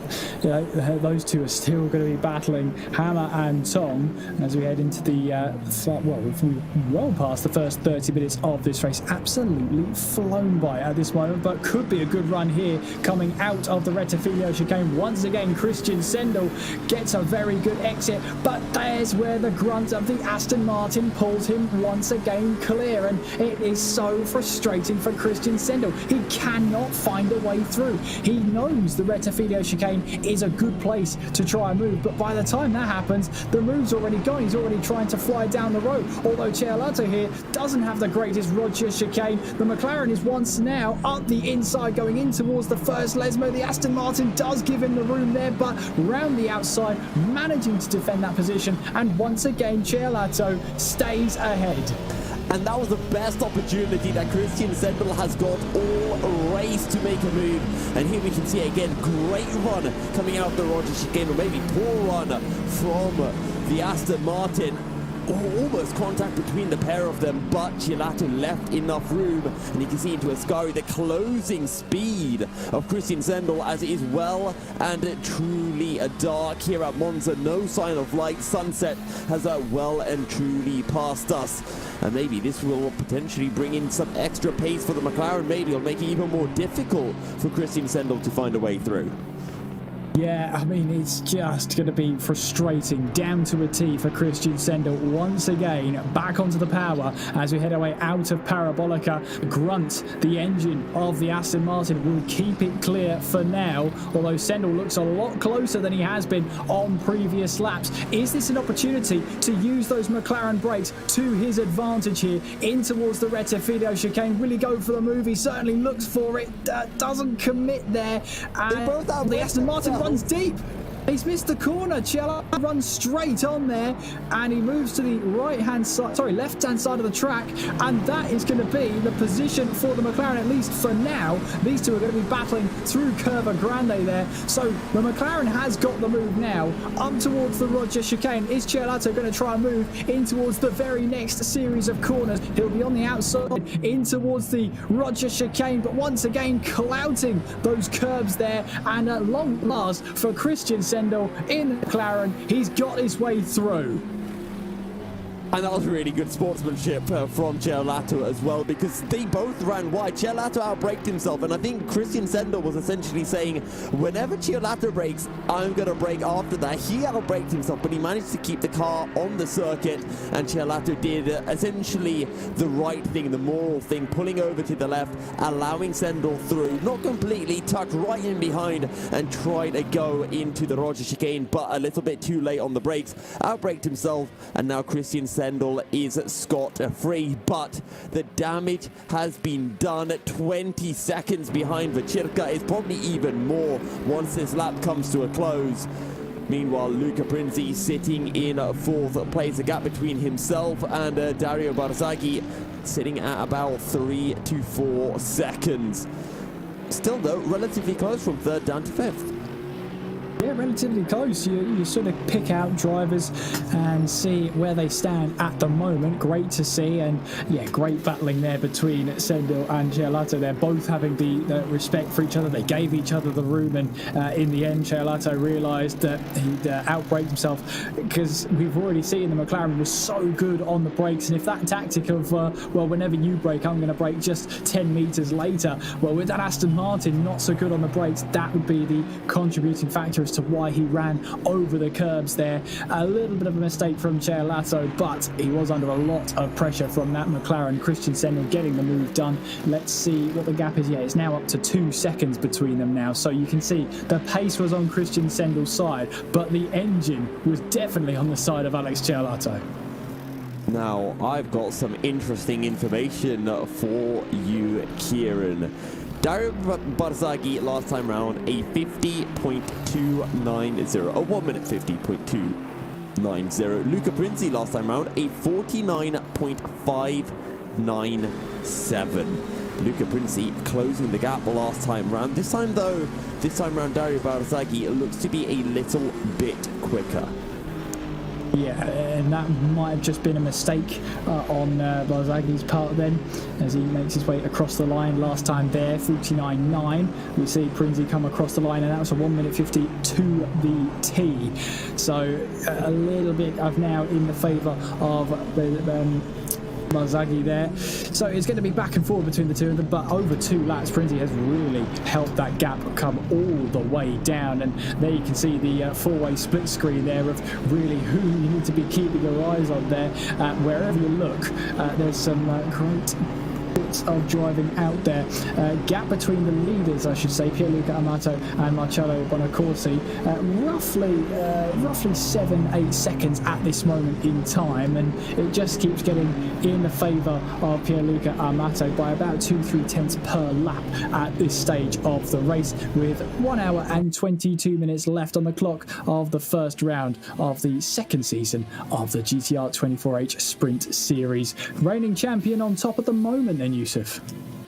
Yep, Pierluca Amato looking to start off his defending campaign in the exact same way he ended it, with a win in Italy, albeit that win was, I believe, in Misano. I'm not sure if it was in Misano or Monza. It might have actually been Monza. However, one other thing I do want to touch on as well is that if there is anyone who is watching wanting to get involved, sign-ups are still open. A very long championship ahead, 15 rounds, and even if you miss this opening round of the season, still a good chance that you can be involved in a great championship battle. And even then, even if you're not in a championship battle, some great battles out on a track. I do believe next week, is it? I think it's Zolder we're heading to, and then Kyalami for round 3 2 weeks after that. And also you get the opportunity to be shouted over by myself and Yusuf, and I can't think of anything better in the world. Oh, driving the cars would be, yeah, of course, yeah. Well, no, I always used to like, no matter what competition it was, whether it was sim racing or some other esports, always at the end going and listening back and hearing the commentators. And then because I was always at the back or not doing well, they never talked about me, so that was always very sad. So I thought, well, I might as well become a commentator, then I can talk about whoever I want. Well, that's it, isn't it? That's the route in. I remember I did a couple of races. I've only really ever won a couple of races, and when I say a couple, I mean 2 in my entire career, which is probably why it's very nice and comfy in the commentary box here. But yeah, I still go back to those wins, even though they were about a year and a half, 2 years ago. Yeah, I like to reminisce. I love to reminisce. Oh, what a time! What a time! What a time I was on the top step of the podium. What a terrifying and cursed timeline that really was, eh? It reminds me of another one of our fellow sim racing commentators, Jacob Hancock. He always likes to go back and talk about how he once beat, I believe it's a driver who goes by the name of Napadovsky, who's now in F1 Challengers or esports, and always likes to say 5 years ago he beat him once in a race, which is always a nice point, a nice little throwback. And maybe some of the drivers at some point can throw back to this in many years' time. Tell their garage, did you know once I raced against Pierluca Amato and I managed to beat him in a race? That race doesn't look like it'll be here at Monza, but maybe in one of the future races it could happen. It really is your sim racing claim to fame. That's what it is. If you get those stories, and if you can have at least one, you consider it a pretty good career. Obviously, lots of other people who've won championships over the past 2 years, especially high-profile championships. We've got the champions of the EWC as well. We all went to Le Mans. The commentators did, treated very nicely, very royally in Denmark. There, they rolled out the red carpet for us, Yusuf, and well, my goodness, a show was put on for sure. Are you missing those burgers and pizzas yet, Kieran?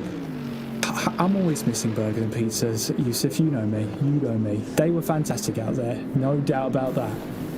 Just to give our viewers some context, the final round of the Endurance E-Racing World Championship is usually a LAN event held in Denmark, and when we go to Denmark, the pizzas there are something to behold, as well as their burgers, it seems. Just the food just seems great. So we're anxiously looking forward for our next trip, which actually is not too far away. I think it's in 1 month, the first round of the Endurance Racing World Championship 2022, which will be at Matsusaka in Japan, and that should be an absolute belter for different classes: GTEs, GT3s, LMP2s, and the hypercar class. We've got those GTEs in action though right here for the Sprint series, because, well, actually no, not GTEs, GT3s. I always get those two mixed up. They are very similar.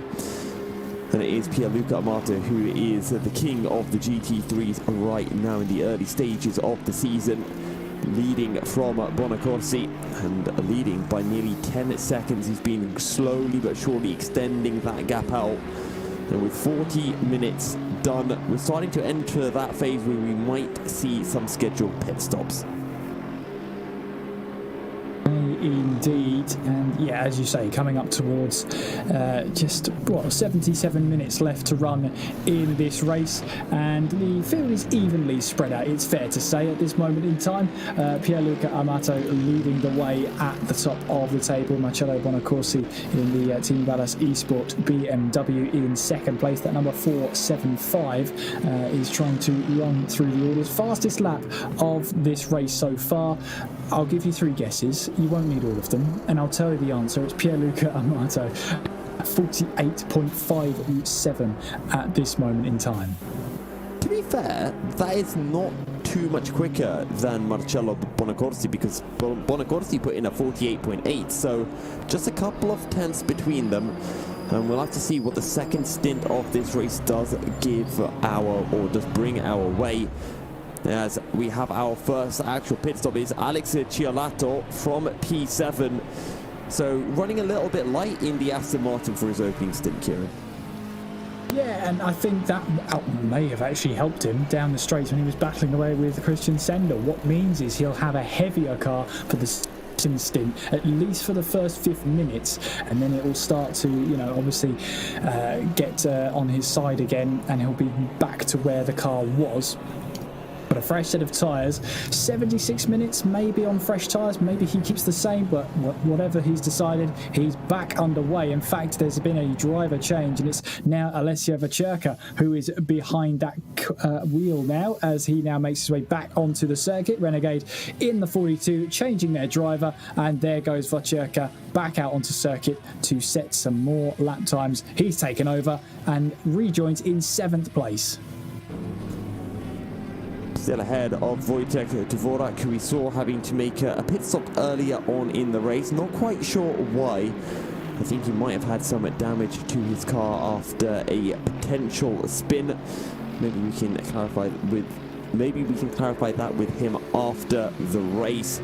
But Ciolato finds himself sitting or having switched out with Vacherka in P7. Just checking the gap, it's nearly actually 30 seconds between Vacherka and Dvorak. Absolutely, and I'm sure some pit stops will be happening very, very soon. For us, though, it's a pit stop of our own. Join us after these breaks, where we'll come back for some more racing action in the GTR 24H Sprint Series Season 2 here at Monza.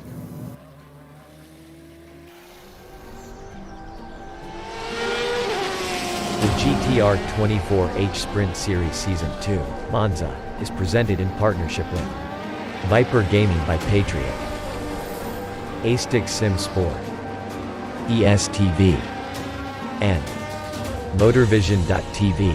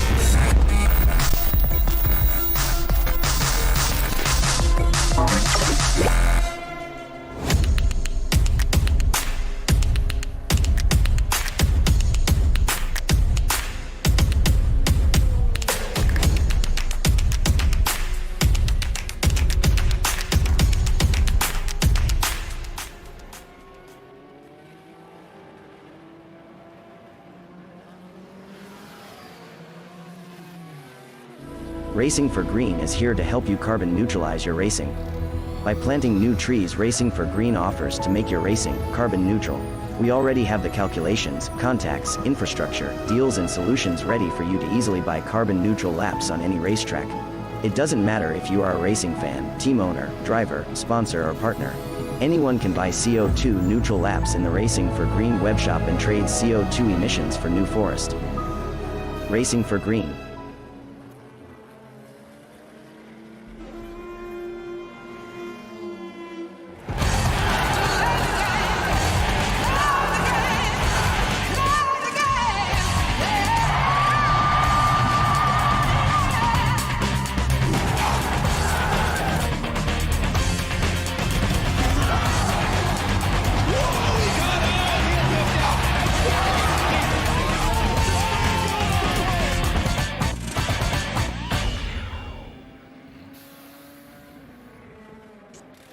A 1v2 for the tournament. Pressure is on.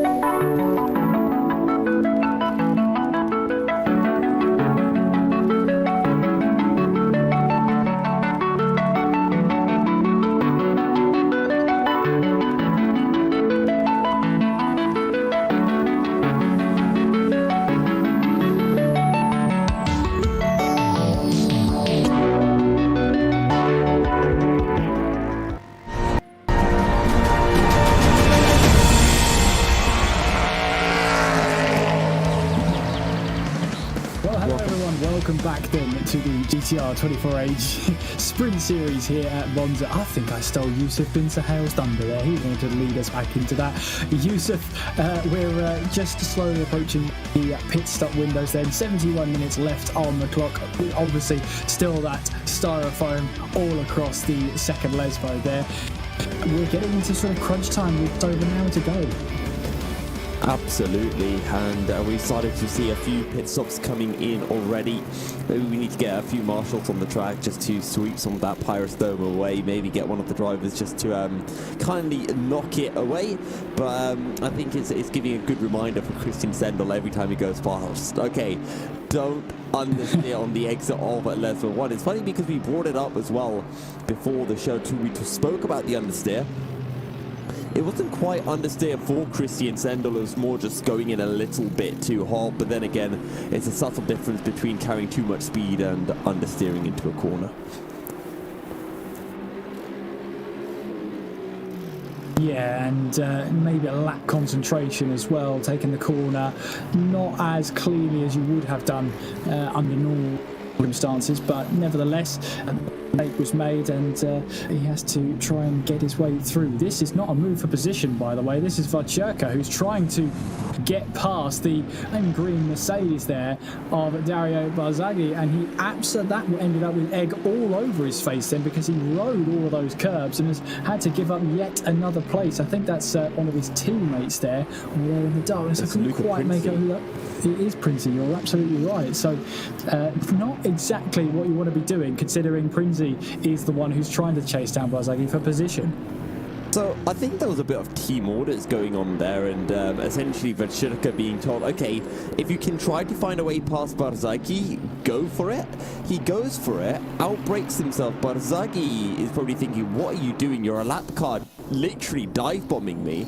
And then, as that's Barzagli running a little bit wide, but he doesn't quite do a Sendel as he brings it back on to a circuit. So I think Barzagli was wondering, okay, what on earth are you doing? And then as Vacherka came back on circuit, he came back on circuit right in front of Princey. So overall, karma striking, and it's actually the Renegade Sim Racing Group who lose out from it. Yeah, there's nothing against you battling, and there's nothing to say that you can't unlap yourself. The only thing is that you have to do it safely, and then you have to pull away again. Otherwise, you will get blue flagged in order to pretty much move over once again. So you've really got to be confident that you can be quicker than the car ahead. And in theory, Vacherka, he's got, he's made his pit stop, so in theory he should be fresher, should be able to drive that car harder, but obviously with those blue flags as well, not great on his part to clout the curbs like that, and I don't think that would have done the underside of the car much good whatsoever. Well, I wonder if that's actually part of it, because Vercherka is jumping into the car for the first time, wasn't in the car for qualifying. Maybe just not getting that braking point right, maybe thinking he could brake later, maybe he thought that was actually a fair move, and then realized very quickly that the car doesn't actually stop that fast. Either way, he is behind both Princi and Barzaghi, and Princi can try to hunt down Barzaghi once again. Between the pair of them, Barzaghi actually 1/10 quicker on the last lap, and then is a 10-second gap from these two down to Simone Vercherka in the 46 Renegade Sim Racing Work Group car. Absolutely. And just looking at the top of the order at the moment, it is Pierluca Amato leading the way, trying to pick up from where he left last season. Oh, it's the Dario Barzaghi who gets onto the grass there, just about saves that one from going into the area there, loses the position to Luca Princi, but that's all he's lost for now. My, that was so close to the wall there. How on earth did he keep that away from that Armco that's just inches away? And this is, we talked about the drivers maybe over the course of a long race getting a little bit tired, and I'm not talking about tired as in sleepy, physically tired, because being in a sim rig for that long, especially if you've got high force feedback settings, can really do work on your arms. And we're not even an hour in, and maybe Barzaghi starting to show some lapses already, and might be keen to jump out of the car and bring his teammate in. By the way, Barzaghi finds himself behind Princi, and will have to get his head down and close back towards that third and final podium position before he jumps in and hands on over to his teammate. Actually, no, I think Barzaghi's doing the whole race. His teammate is Aigo Sekuro, and maybe we'll see Aigo jumping in. We'll have to wait and see. A hair-raising moment for Barzaghi nonetheless. You know, that would have raised the heart rate a little bit, would have woken him up in his sim rig for sure, just to keep him on the ball there. Yeah, very scary moment for him. Got away with it and only lost a position out of all of that, which in the grand scheme of things is not too bad. He's still got 66 minutes to really make up for ground there, and Princi's not too far up the road. The only problem is he's got Alessio Vercherka, who is a lap down, but we've already seen that Vercherka will go for a move if he thinks it's on right now.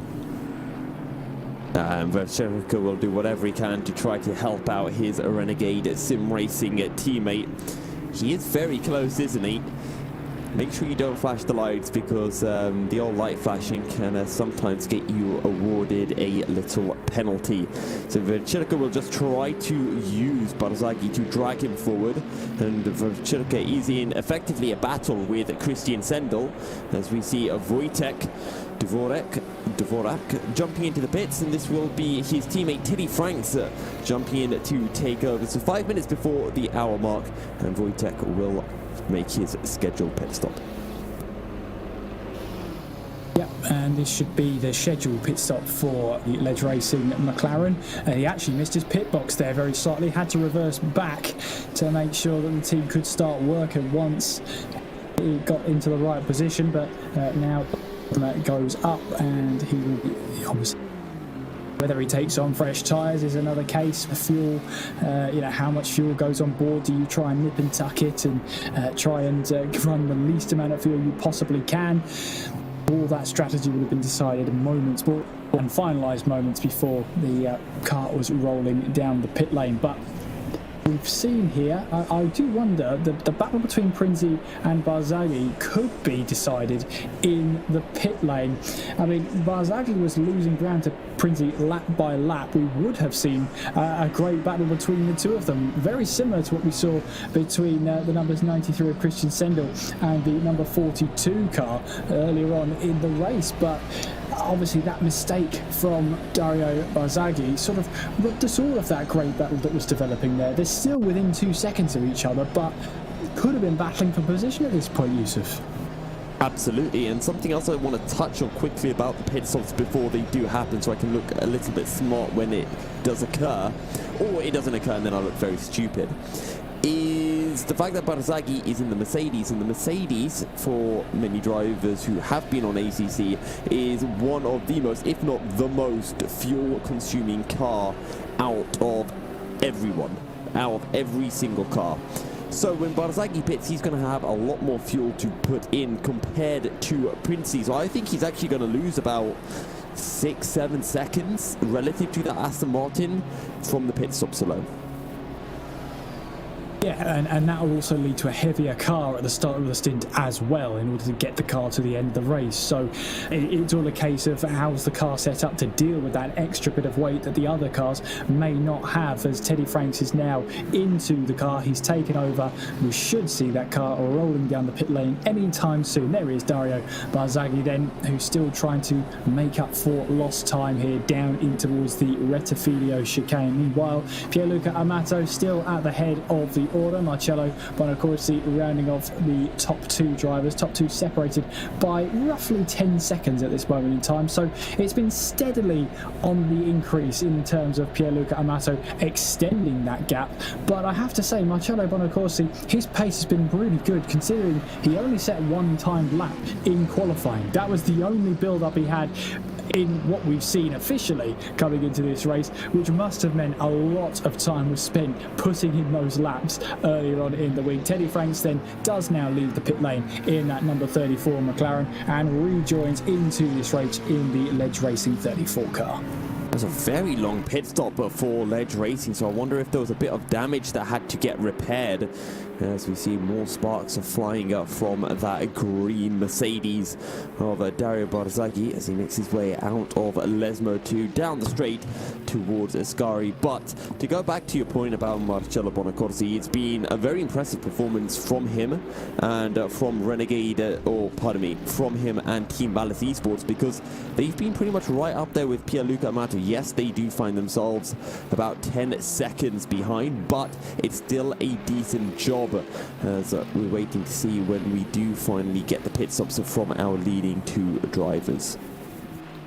Absolutely, and Barzagli there just making his way through towards the long right-hander there. There's the onboard then of our race leader Pierluca Amato then, as he makes his way through the Curva Grande and now up towards the Roger chicane. It's been pretty comfortable for himself so far, considering the gap between himself and the driver next to him on the front row of the grid, Marcello Bonacorsi, was roughly 6-7 tenths of a second. You know, it was an impressive pole position lap time, and it's just led on into a very impressive race pace as well. Did wonder at the start of the race how the car would handle on heavy fuel. It seems to handle a lot better. It seemed to be a lot more set up for light fuel running at the moment, with Pierluca Amato extending that gap bit by bit, lap by lap. Pierluca Amato making his way down into Ascari. We hit the 1 hour mark. This is where we're going to see more pit stops, and with that it's actually Christian Sendel who will jump into the pits for the number 93 Outlaw Racing car. Sandra Van Sand who will be jumping in to replace him, as it's very dark on the track and there aren't many cars moving, so not quite sure what the issues are, and hopefully this will all be resolved as quickly as possible. Yeah, absolutely, because we're just seeing some, it's almost equivalent to watching the submarines at the moment. It's quite eerie now. There's a silence over Monza that we're not familiar with, Yusuf. Especially not when we've got cars going around the circuit as well. Maybe we've jumped forward 20 years and this is the electric GT racing that is occurring. Maybe. This is the future, is it, Yusuf? It looks very dark, the future. It does seem so, and it does seem that actually the server did die, so I wouldn't be surprised if we got a loud message from race control to essentially just notify all of the drivers so they don't think it's their own internet that failed on them.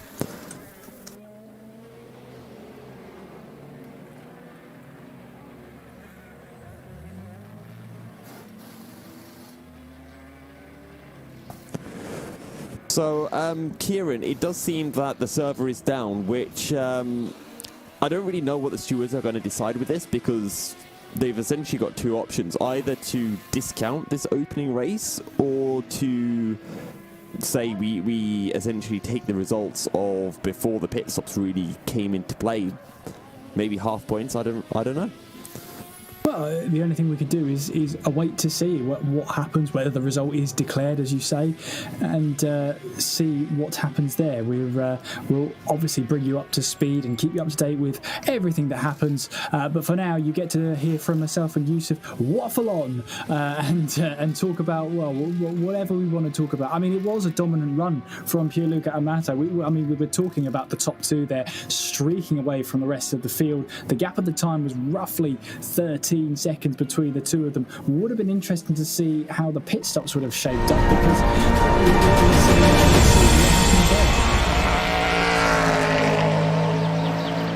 and those pit stops as well, we had already had a few pit stops coming in. Christian Sendel had pitted for the number 93 car, and Sandro Van Sande was about to get on the wheel of it. We also saw the number 42 and 34 pitting as well, Alleged Racing and the 42 of Renegade Sim Racing. But I don't believe any one of the top four or top 5 drivers had pitted, actually.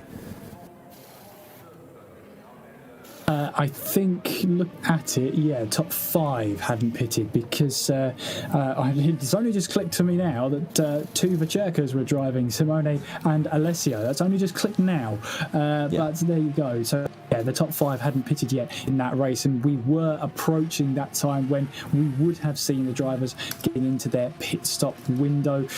And some of them would have had to change, well, not necessarily have to change driver. Driver change is not mandatory because we're seeing one-car teams.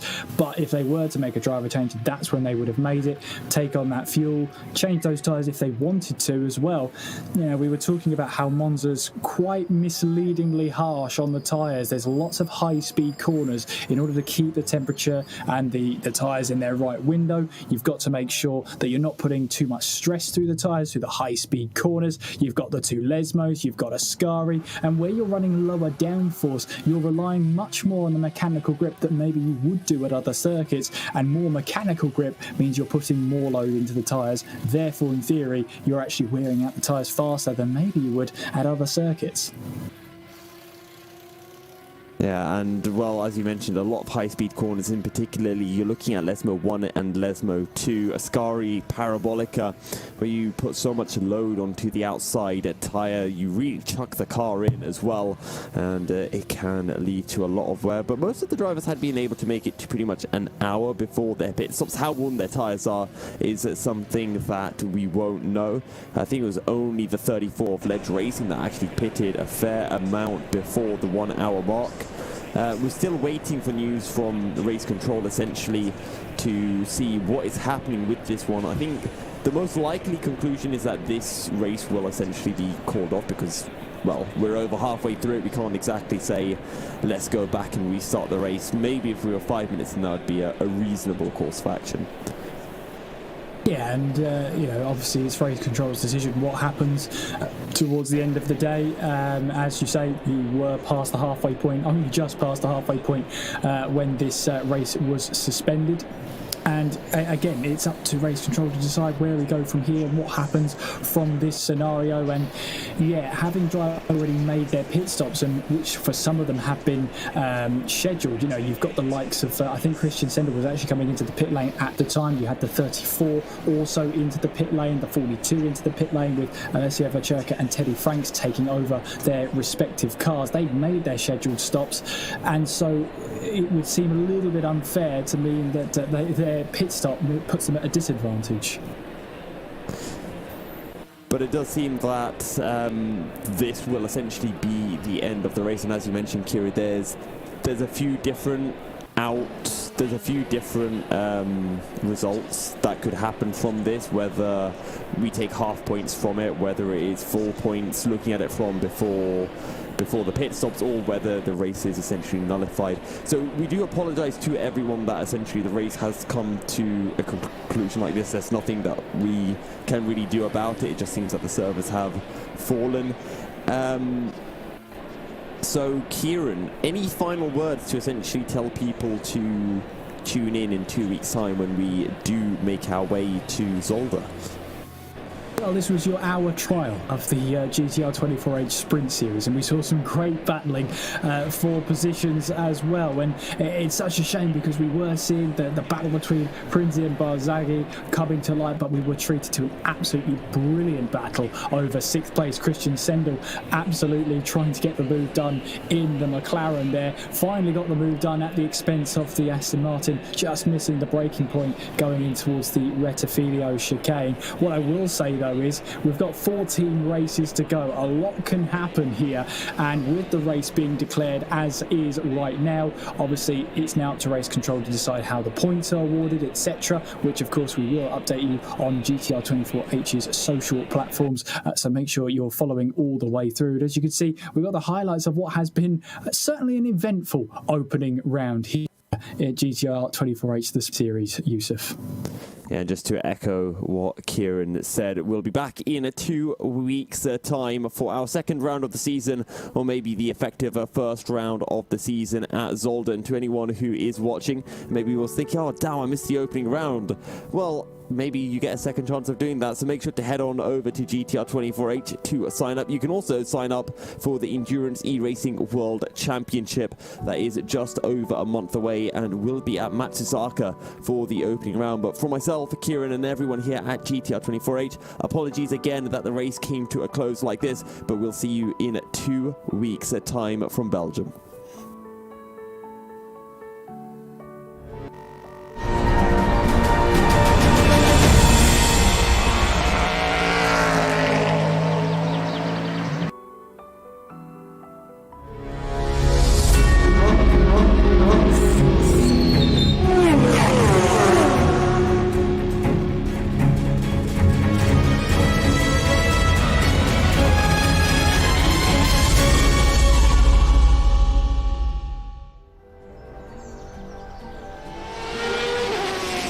GTR 24H Sprint Series Season 2, Monza, is presented in partnership with Viper Gaming by Patriot, A-Stick Sim Sport, ESTV, and MotorVision.tv.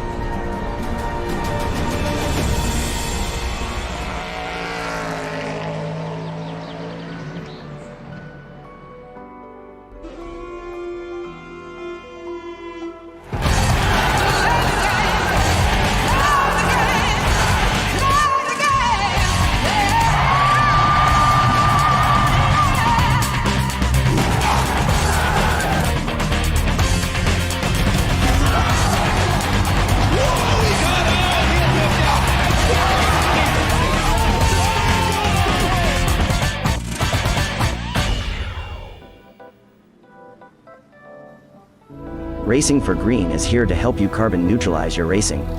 By planting new trees, Racing for Green offers to make your racing carbon neutral. We already have the calculations, contacts, infrastructure, deals and solutions ready for you to easily buy carbon neutral laps on any racetrack. It doesn't matter if you are a racing fan, team owner, driver, sponsor or partner. Anyone can buy CO2 neutral laps in the Racing for Green webshop and trade CO2 emissions for New Forest. Racing for Green.